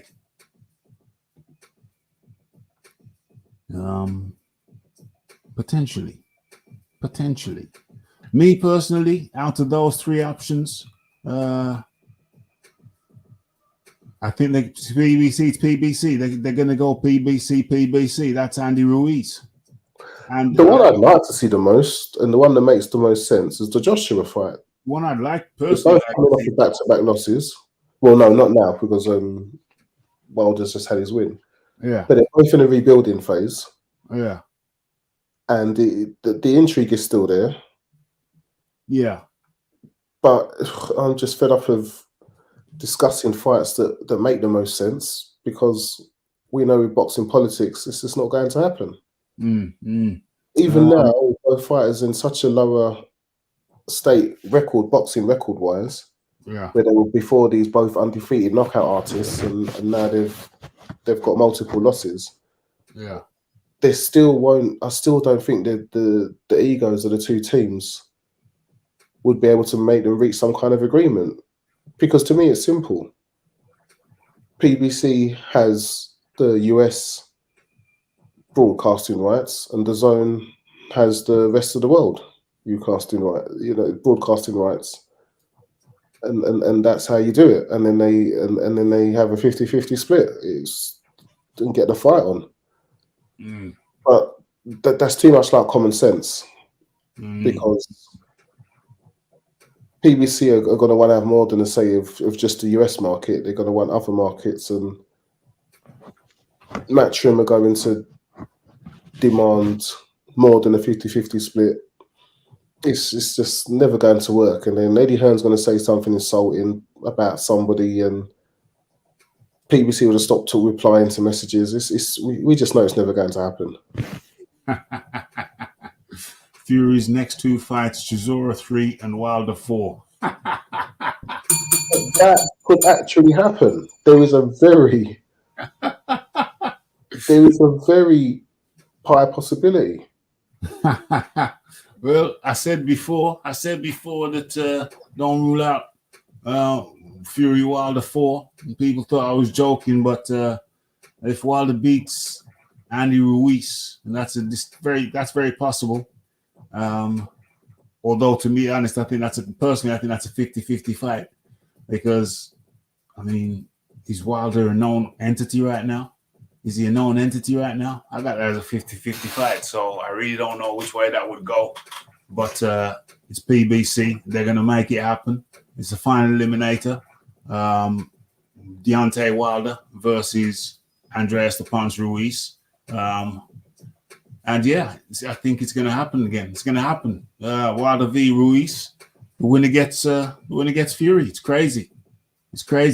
I would like to see Wilder versus Joshua, but like you just said, I think all the same stumbling blocks are going to be, or Deontay Wilder are going PBC side, are going to bulk at every step of the way. They're going to bulk at this, bulk at that, even though it's going to be their highest payday ever, including the Fury fights, I would imagine. But they're still going to bulk. They still have a big issue with Eddie Hearn, Matchroom, Anthony Joshua. They're just envy. Same issue that Tyson Fury's got with Joshua. A whole lot of envy. I was saying now, okay, Cool and the gang. Fight Doctor is back. What's going on with my screen? Okay. So what's going on? Okay, so we covered that. We've covered the Deontay. Damn, that lasted a long time. The whole Deontay Wilder thing lasted a long time, but we covered Deontay Wilder show. We even got time to discuss anything. well, we got a little bit of time. It's only 11 o'clock. Remember, we got another 15 minutes or so.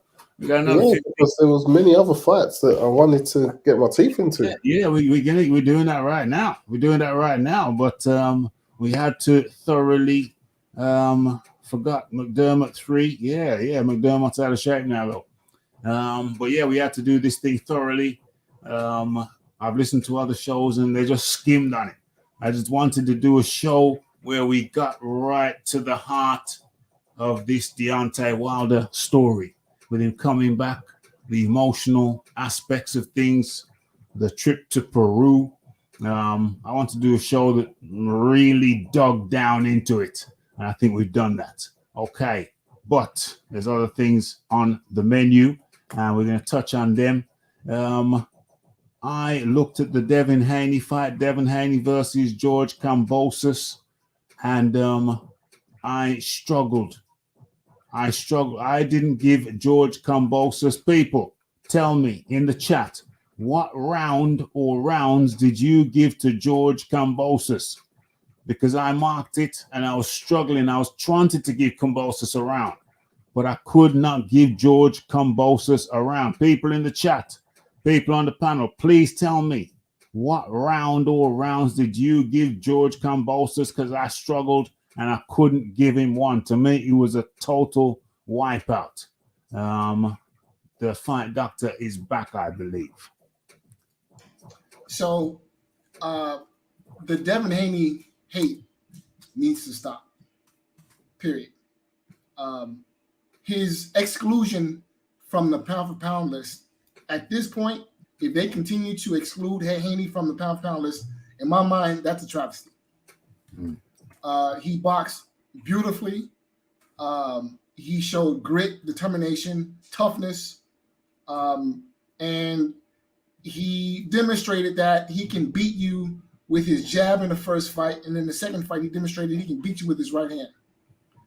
He was catching Haney. He was catching Kambosos with 2s and 3s, clean up left hooks, lead right hands. The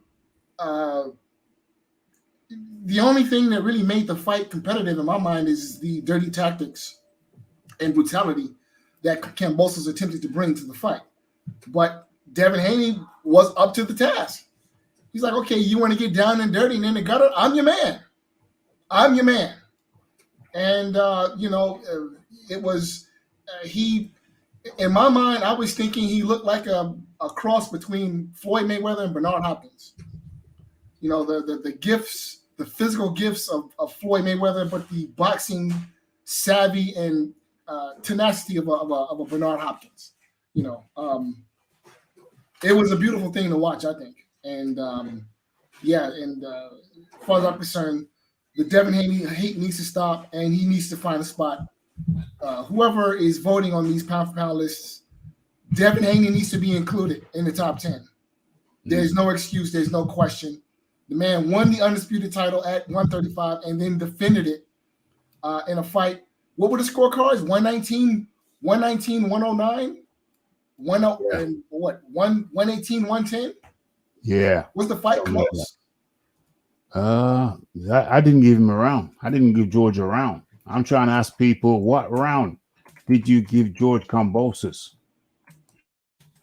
Yeah, so somebody needs to find, ESPN needs to find a spot for Haney on that top 10 pound for pound. No question. Yeah. And I'll take it a step beyond that. I think he beats everyone at 135. Stevenson included. Stevenson? I think he beat Stevenson at 135. Yes. Stevenson has just moved up from 130, correct? Yes. Stevenson's going to be tough. Stevenson's more fluid. I don't think it would be an easy fight, but considering what I've seen in Haney's last fight and what I saw in Stevenson's last fight, I think what Haney brings to the table would be just a bit too much for Stevenson to deal with at this particular point in his career. Yeah, might be. And I think Haney stops Davis. It would be a right hand fest. Davis. You say Haney stops Davis? Haney stops Davis. Yes, he stops him. Davis stops Davis. Dang, that's a bold call. That's a very, very bold call.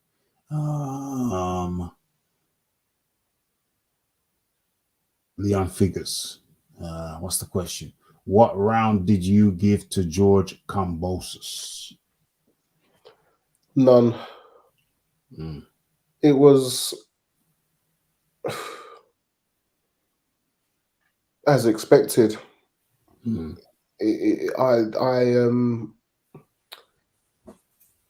I tried to stay up to watch the fight, but I'd done a long shift on Saturday.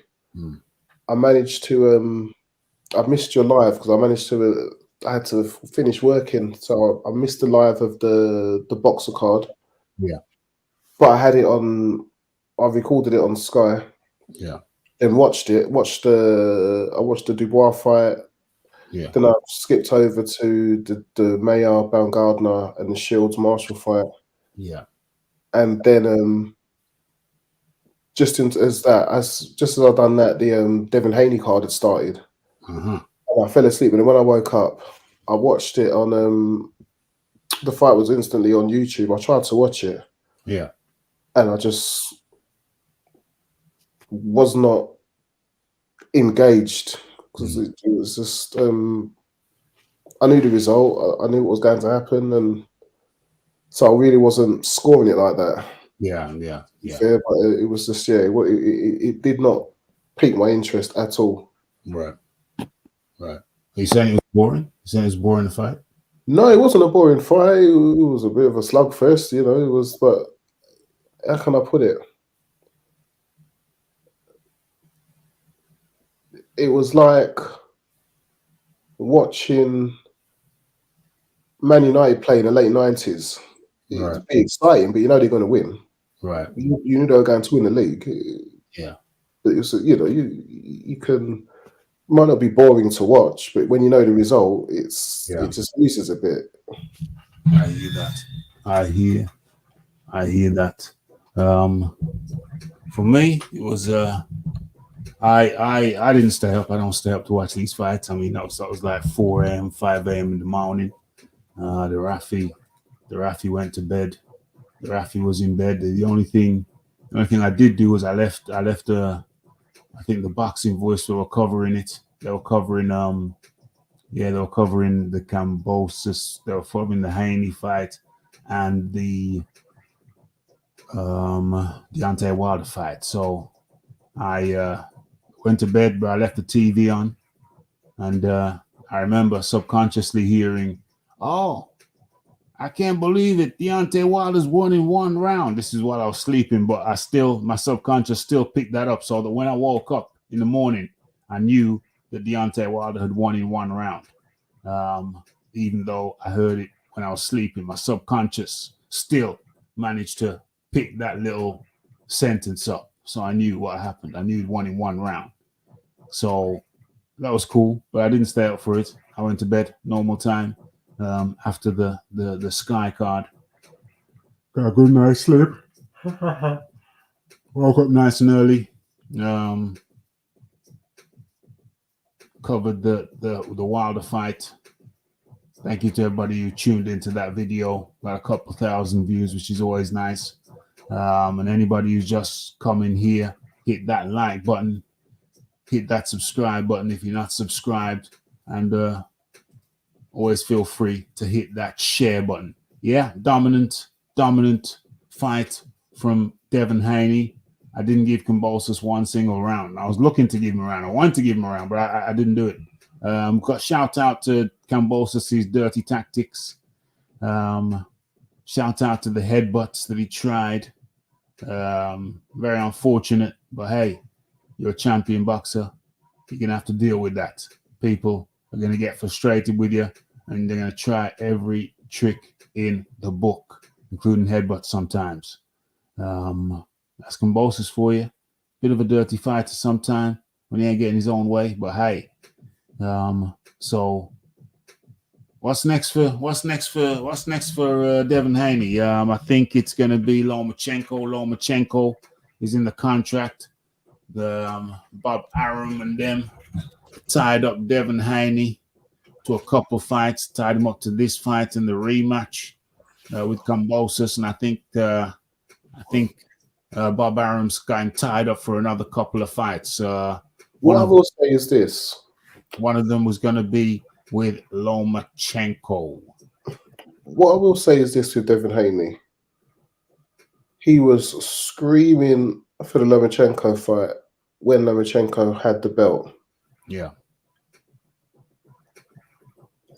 It would not be a good look if he doesn't take the Lomachenko fight unless he moves up. If he stays at 135 and doesn't take Lomachenko, it wouldn't be a good look because you were screaming for that fight. You've always said you can beat him. You've always said you're not scared of him. You've always acted like you wanted it, which is why I never gave him stick for getting the belt via email because he was screaming for the fight. Right. But now he's on the same side of the street. It's the fight that most people want to know the answer to. Mm-hmm. I really hope Devin Haney is going to do it. And to be honest, if he was willing to go to Australia and take on Kambosos, I honestly think if he's willing to accept options with Top Rank to say, if you win, you stay with Top Rank, you stay with us, I think he'll be given, he won't have to worry about getting one of those Top Rank away fighter decisions. I think it will be, they will allow it to be a fair contest if they've got options on the winner. And I think that Devin Haney has more potential in America than to Top Rank than Lomachenko does. So if they can get Haney to sign long, if he wins, then there's the Shakur Stevenson fight. If he moves up, there's Teofimo Lopez.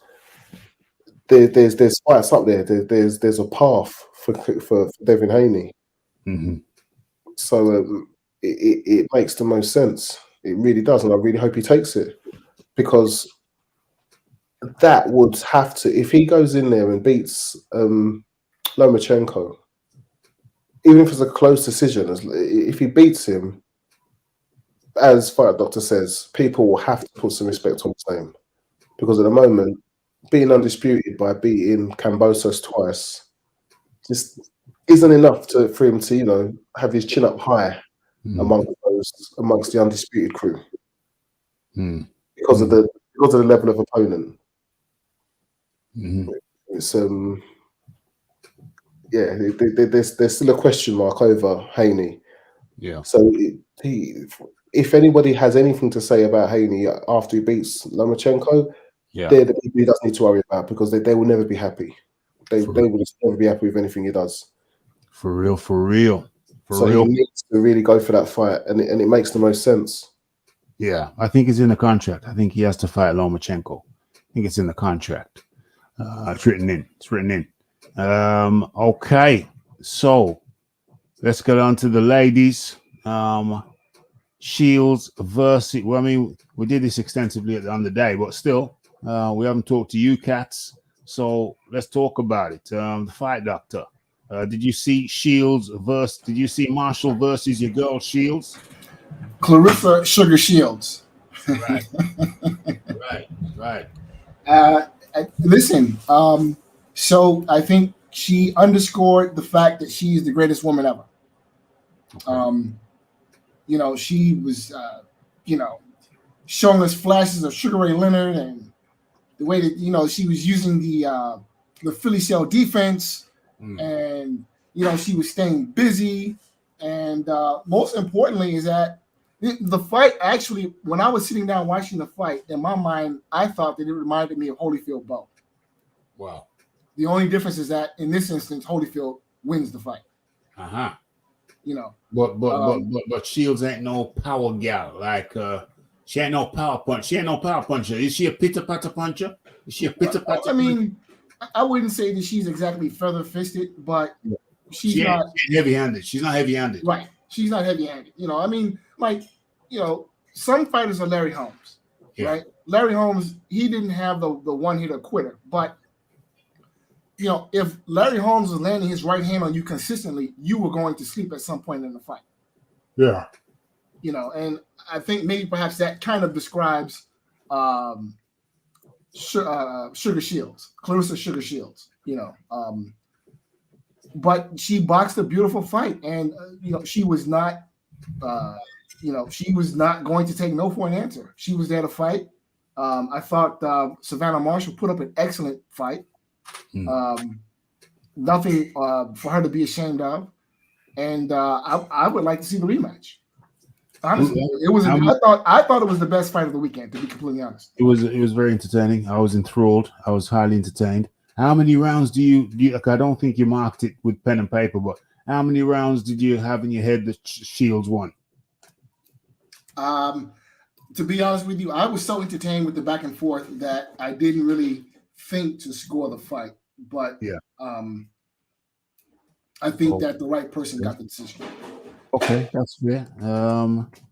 That's fair. I scored the fight, and I had it 5 rounds a piece. Wow. Yeah. I had it 5 rounds apiece. I scored it. Scored it live. Scored it live, and I had it 5 rounds apiece. And I don't tot up the rounds as I go along. So whatever it is whatever it is. I don't check them. I don't tot them up. It's only at the very end when I do the totting up. Personally, I thought the Clarissa had won, but when I totted up all my scores, it was 5 rounds apiece. So that speaks to perception versus reality, because my perception was that Clarissa had won, but the reality was that I gave them 5 rounds apiece, and I think that's kind of interesting. KOs 15%. Let me see if that's correct. 15% KO ratio. We're talking about Shields. 15% KO ratio. Okay, but OMG. with Shields though, you got a similar thing with Devin Haney. She's always on her feet. She never plants her feet because she's not somebody that her thing is speed and movement. Yeah. It's not planting your feet and going for power. Yeah.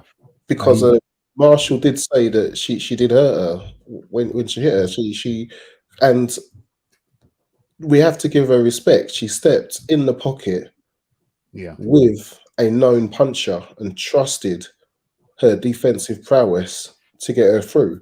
And while in there, she trusted her faster hands and she lit her up. I scored it 7-3 to Shields. To Shields. I thought that she made Marshall look slow and clumsy and cumbersome. She made Marshall look slow, lazy, cumbersome. When she stayed on the ropes for too long, she allowed herself to get caught a few times, but she took her power and she always came back.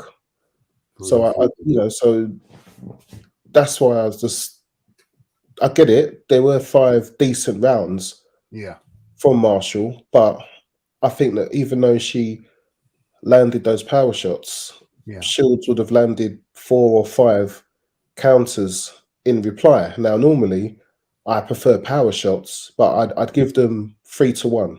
1 power shot to me would be more than 3 jabs. But Clarissa Shields was lighting her up. And you sure when Marshall was back at the ring, she was hurt. She was mentally fatigued from trying to chase shadows.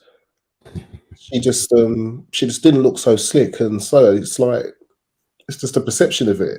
I was just like, where's the slick movement? Where's the switch hitting? Where's all of this? Savannah Marshall she tried to keep her at a jab, but Shields just walked straight through, just really trusted her speed, went right in the pocket, right in the idle tornado, and went toe to toe with a puncher.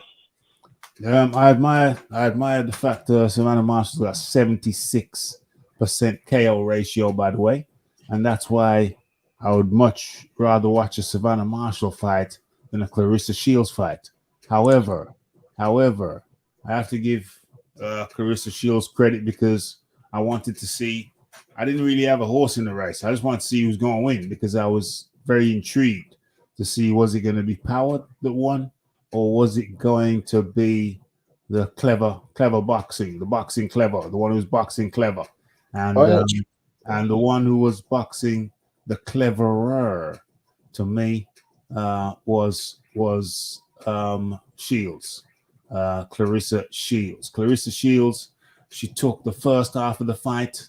I gave her the first 4 rounds, and I gave the 5th round to Savannah Marshall, and then I gave all the remaining rounds to Savannah Marshall minus the 8th round, I think it was. I gave that to Clarissa Shields, and that has how the scorecards wound up on my scorecard as 5 rounds apiece. So, but yeah, I give Clarissa Marshall, Clarissa Shields credit because I want to see how she do it, how she deal with the power, and she dealt with the power by basically smothering Savannah Marshall, hitting her in the head multiple times, rocking her head left and right. And even though she's not Clarissa Shields is not the heaviest puncher, she did have a wallop. She did have a wallop. She was knocking Savannah Marshall's head left and right. Thoroughly entertaining. I can see how people may have given Clarissa Shields more rounds than I did, but I was watching it intensely, and I could see the little shifts and balances. I could see who was getting tired, when they was getting tired. I could see Clarissa Shields getting tired. Savannah Marshall getting tired first, and then I think that Clarissa Shields started to fade because she really wanted to get Savannah Marshall out of there in the first half. But I think in the second half of the fight, Clarissa Shields was hanging on. She was hanging on for me. So it's different. It's interesting how we have different perceptions of this thing, and that's a beautiful thing. The fight, doctor. Yeah, I agree. Kudos to both fighters for putting on, I thought, the most entertaining fight of the weekend. And honestly, when I got done watching the fight, I was thinking maybe perhaps this is a fight of the year candidate. It's a very damn good fight. It's Yeah. thoroughly.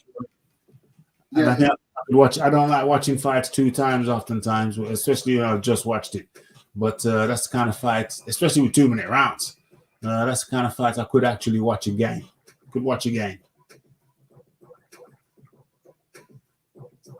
Yeah, Oh. no question. Yeah. Okay. So let's move along swiftly. 1 second, though. Sorry, Yeah. Mr. Dawkins. Yeah. This was such an emotive fight. I actually stopped giving predictions because all I would simply say is what happened, that I think Shields will be too quick for Marshall to land. Right. And just the abuse I got from the Marshall fans or the Shields haters. Yeah. It was funny. And when I went onto Shields' Instagram, Yeah. all Shields' fans kept saying, "Where's all the Marshall fans that were saying she's going to get knocked out in a round? She's not going to do this." They all disappeared. Wow. I was just like, it was one of those.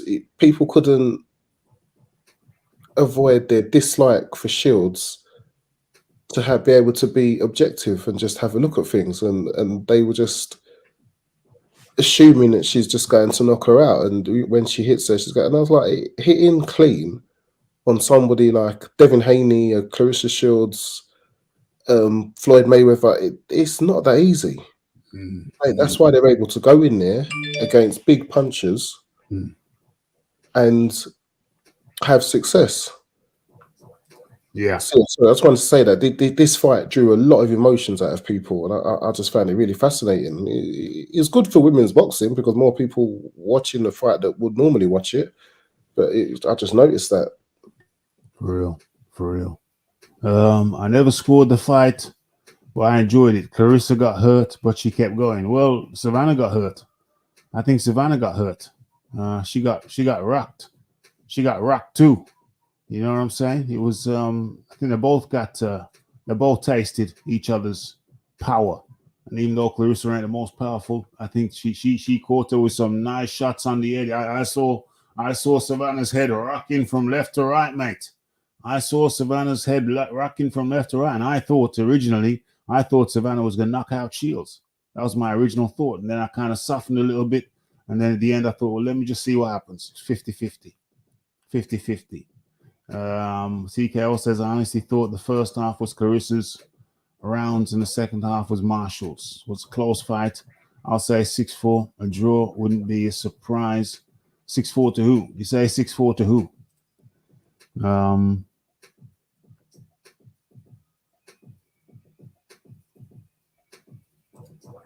Even better than Clarissa, but they gave it to the home gal there. But if they gave it to the home gal, there would have been a riot.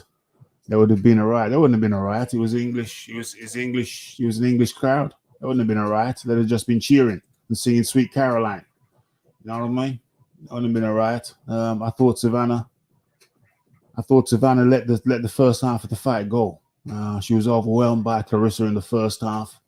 She was overwhelmed by Clarissa. And I think Clarissa, she was a worthy winner, although I had it 50-50. You know what I mean? Although it was 50-50. Yeah, okay. So let's get out of that and we keep on moving swiftly on.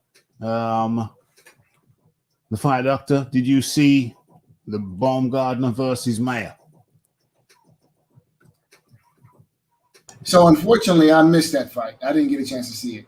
You didn't see that fight? Well, let Leon Figures. I've already spoken on this. Let Leon Figures.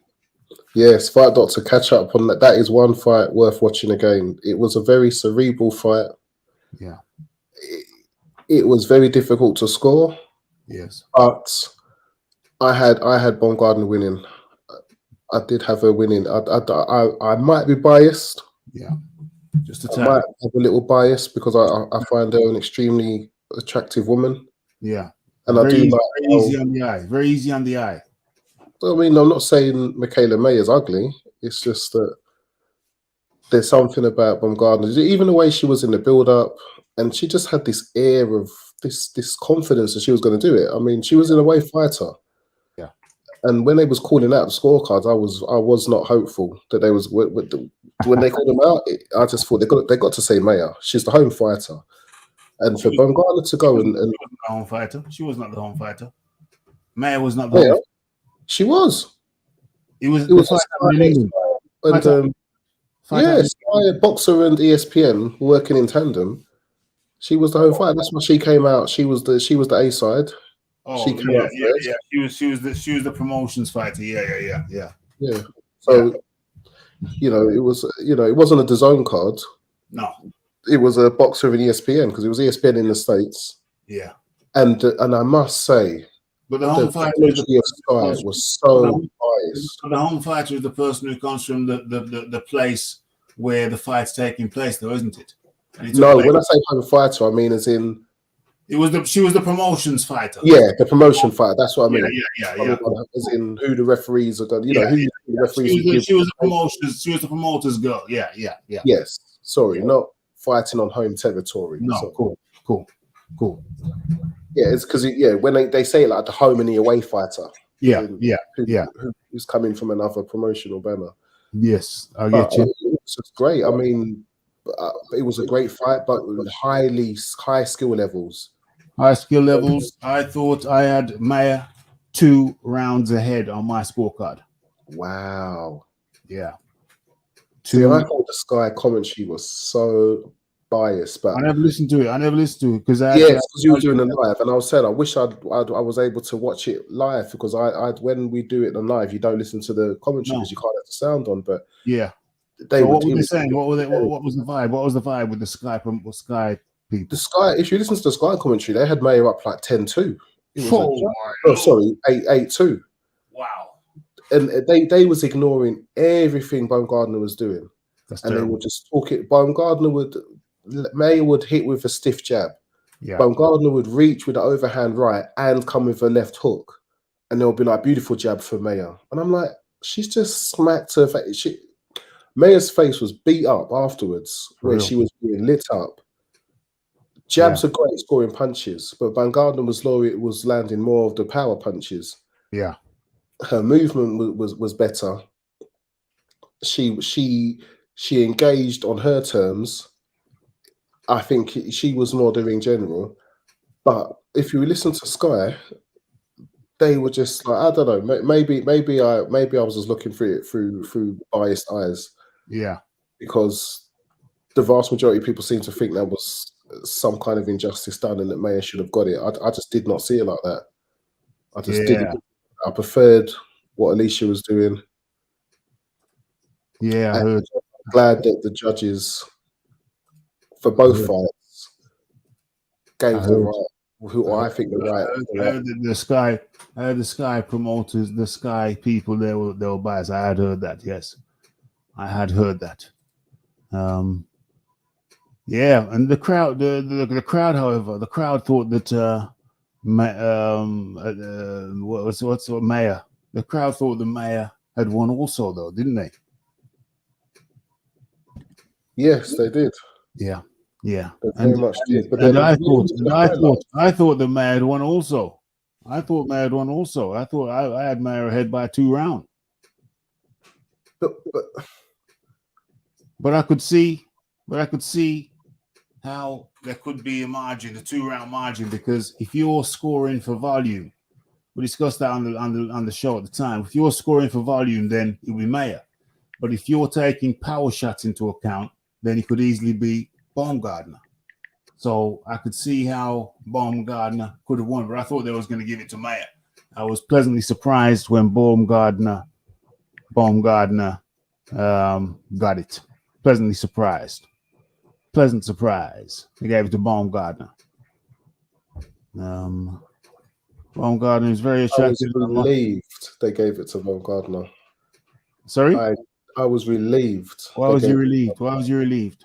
Because I wanted her to win it. That's what I'm saying. That's why I'm making it clear. Look, there's 3 fighters I've got a bias for. I've got a bias for Dillian White. I've got a bias against Derek Chisora, and I've got a bias for Alicia Baumgartner. And I always have to, whenever I'm giving my opinion, I have to say that. I have to make that clear.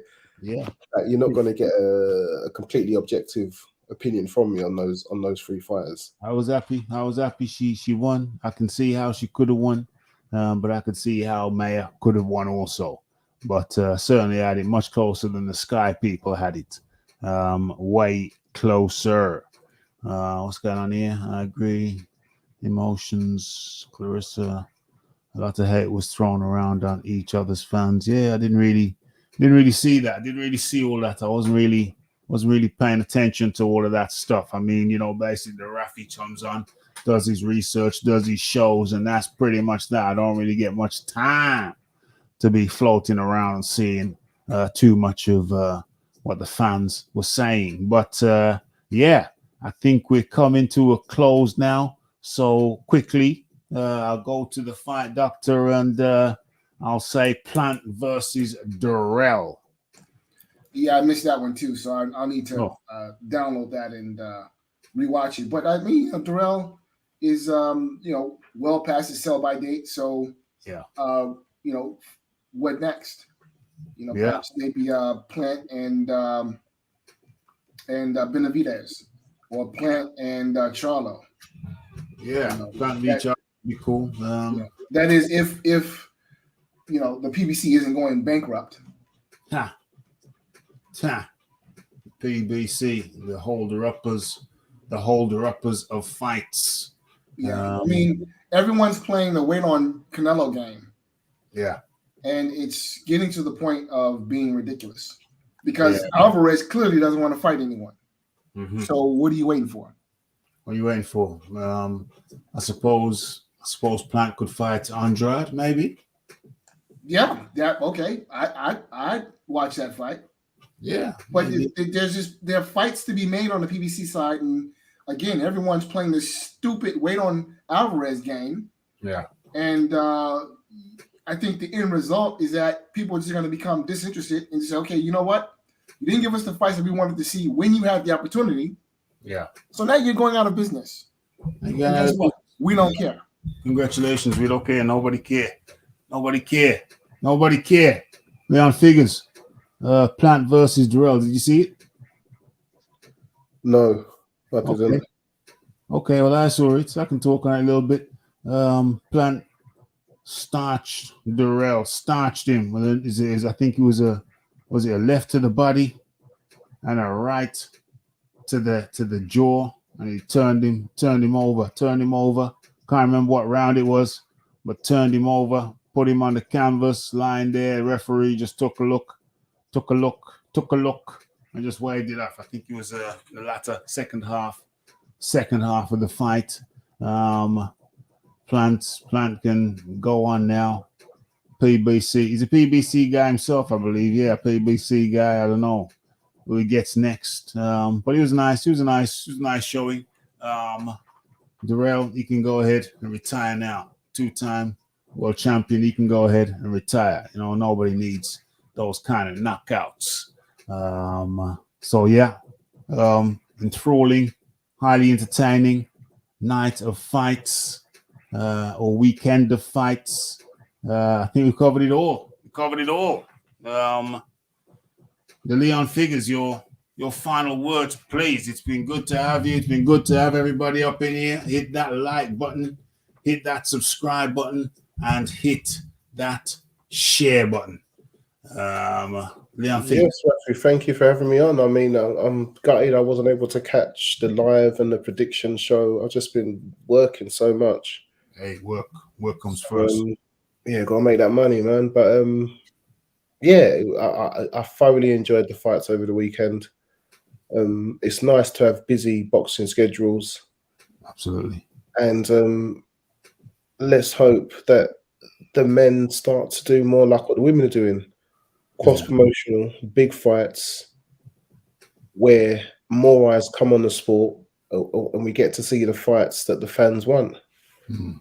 But we can always hope. We can always hope.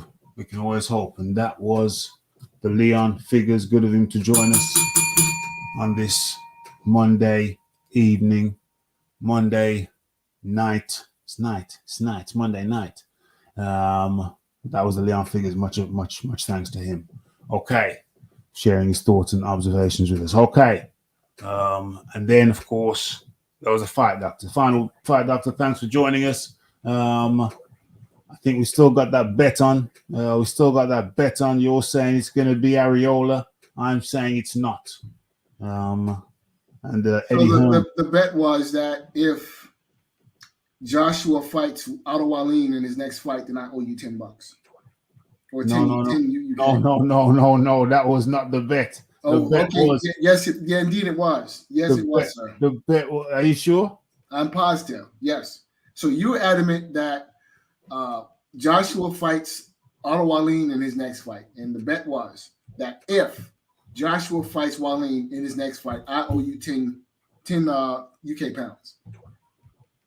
If specifically Wallin, but if he fights anybody other than Wallin, then I owe you £10. Yes, sir. That's a crazy bet that the Rafi would never take. I'll have to have a listen back at that. I think the bet was that Joshua fight. That you said he was going to fight Areola, and I said he was not. So the bet was that he was going to fight. You said he was going to fight Areola, and if he does fight Areola, then I owe you £10. Yeah, no, sir. That was not the bet. You have to go back and we'll go back and clarify that. That's no problem. But that's a crazy bet that the Rafi would never take. But I'll go back and listen to it directly after this. That's all good. But your final words, please. Thanks for having me on. Shout out to the chat. Great night of boxing. Shout out to Clarissa Sugar Shields. Shout out to Devin the Dream Haney. Excellent performances by both. I'm looking forward to seeing their next fights. And I'm definitely looking forward to this injustice that is being committed against Devin Haney to be corrected. The man definitely deserves pound for pound consideration. Yes. Right? Look, he went into the man's backyard and beat him twice. And it wasn't even close. The second fight. The first fight wasn't even close. For real indeed. So, yeah. it's the amount of difficulty that a fighter has to go into another fighter's backyard and then beat them wide on top of that. Look good doing it. Yeah. How many guys do that? How many guys have done that recently? Yeah, it's not a lot. Not many come to mind. Yeah. So the Devin Haney hate, the Devin Haney disrespect needs to come to a stop. Maybe you had an excuse before why he hadn't fought anybody. Well, he just beat the undisputed champion and then defended his title against the same guy. For real. In his own backyard. For real. All odds against him. The deck was definitely stacked in Kambosos' favor. Yeah. So pound for pound consideration is in order. And Rafi, sir, I leave you with that. Thank you very much. That was the Fight Doctor alongside the Leon Figures. And this was, what was this? What was this? How long? 2 hours, 15 minutes. We done hella overtime. But I think we pretty much damn well nailed it. We dug into it. It was thorough. It was comprehensive. It was the RDCR. I'm gonna go back and look for that bet right now. Look for the particulars. I think I need to start writing these shiznicks down. It don't sound, but I'm gonna find out. Don't worry, I'm gonna find out. I'm gonna get to the bottom of the bet and do a little clip of that. Save that as a video. So that'll be in my video library. You can pull it out it'll be in my fingertips. So we're gonna clarify that in due course. Probably do that very, very shortly. Okay. But in the meantime, smash that like button, hit that subscribe button, hit the share button, and keep them peeled. Keep an eye on your notifications for new video releases and when we go live. Thank you to everybody. It's Raphael Dawkins, the Combat Radio. It's the like, it's the subscribe, it's the comments, it's the shares, and it is the hitting the bell icon to stay updated with news and notifications. Don't forget about the live show. Don't forget to follow me on Twitter. It's the Raphael Dawkins Combat Radio, and we are out. Blessed.